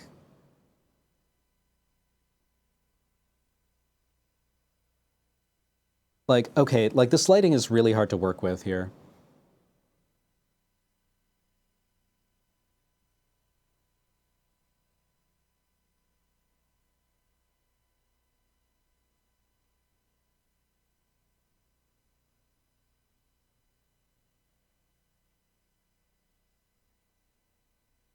Oh wow, chainsaw suit. Right.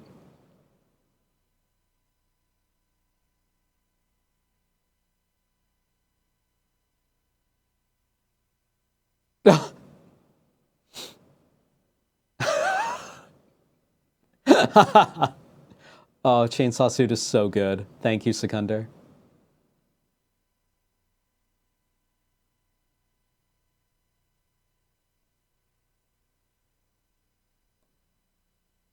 Okay, let's call that one complete then.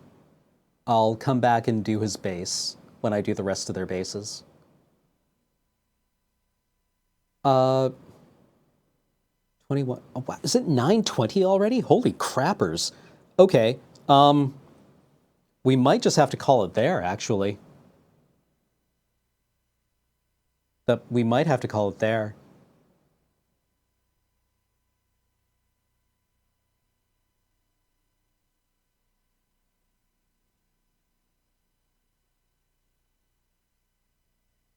A victory? Okay. So we've got the Hyperion War Priest completed. But yeah, there. Okay, there. Dude, I really want to try and get better light on this. You see, I'm using my phone's LED. Which is not helping.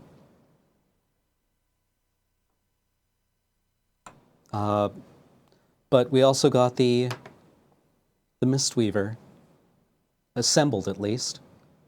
So we'll be able to start on her next.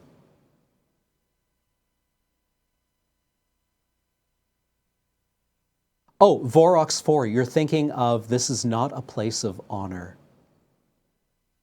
I think. We also need to paint his Griff, Warhound. His Griffhound? His Hound Griff? Whatever. His Pokemans. The War Priest comes with a Pokemon, and we'll have to paint him up.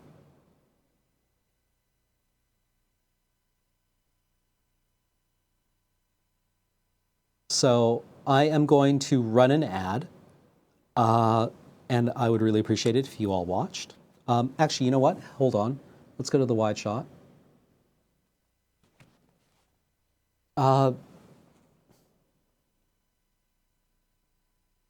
So, okay. Thank you so much for joining me tonight.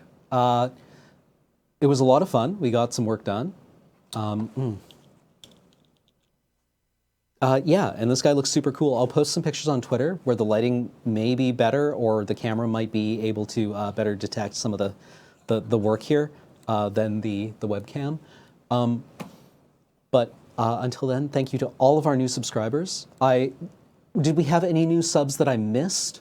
I really hope not. I was trying to call them up as I saw them and as I saw them pop on the screen up front. What else? Thank you to all of our supporters on patreon.com at patreon.com/loadingreadyrun. It really helps us keep the lights on here. Thank you for basically paying me to do this. This is sweet. Like I said, if you had told me that this would be my job when I was a kid, I would have been like on board, totally. And as always, all of our content is for free forever on our website at www.loadingreadyrun.com, on our YouTube channel at youtube.com/loadingreadyrun, and all of our streams are archived at Loading Ready Live on YouTube. Adam's going to be in tomorrow morning I'm not sure what Adam's playing, but it's good. Adam is a really good streamer. He's so entertaining. So be sure to tune in. I think Kate is streaming right now. So if you go check her out at twitch.tv/Kate, I'd really appreciate that. Go and F-bomb her, let's say. Yeah, I don't know who else on the Lure team, on our affiliates, is streaming right now, but totally go and check them out if you're still looking for more content tonight. Kate's streaming Overwatch? Oh shit, if I run home, maybe she'll let me play with her.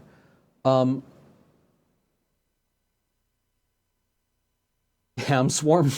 You could also Ham Swarm. Sorry, Tim, 1986 too. Yeah, there you go. Cheeto Jack has it. The F bomb. It's Kathleen's F emote. Oh, and yeah, Paul and Corey will be doing a VR stream tomorrow. So,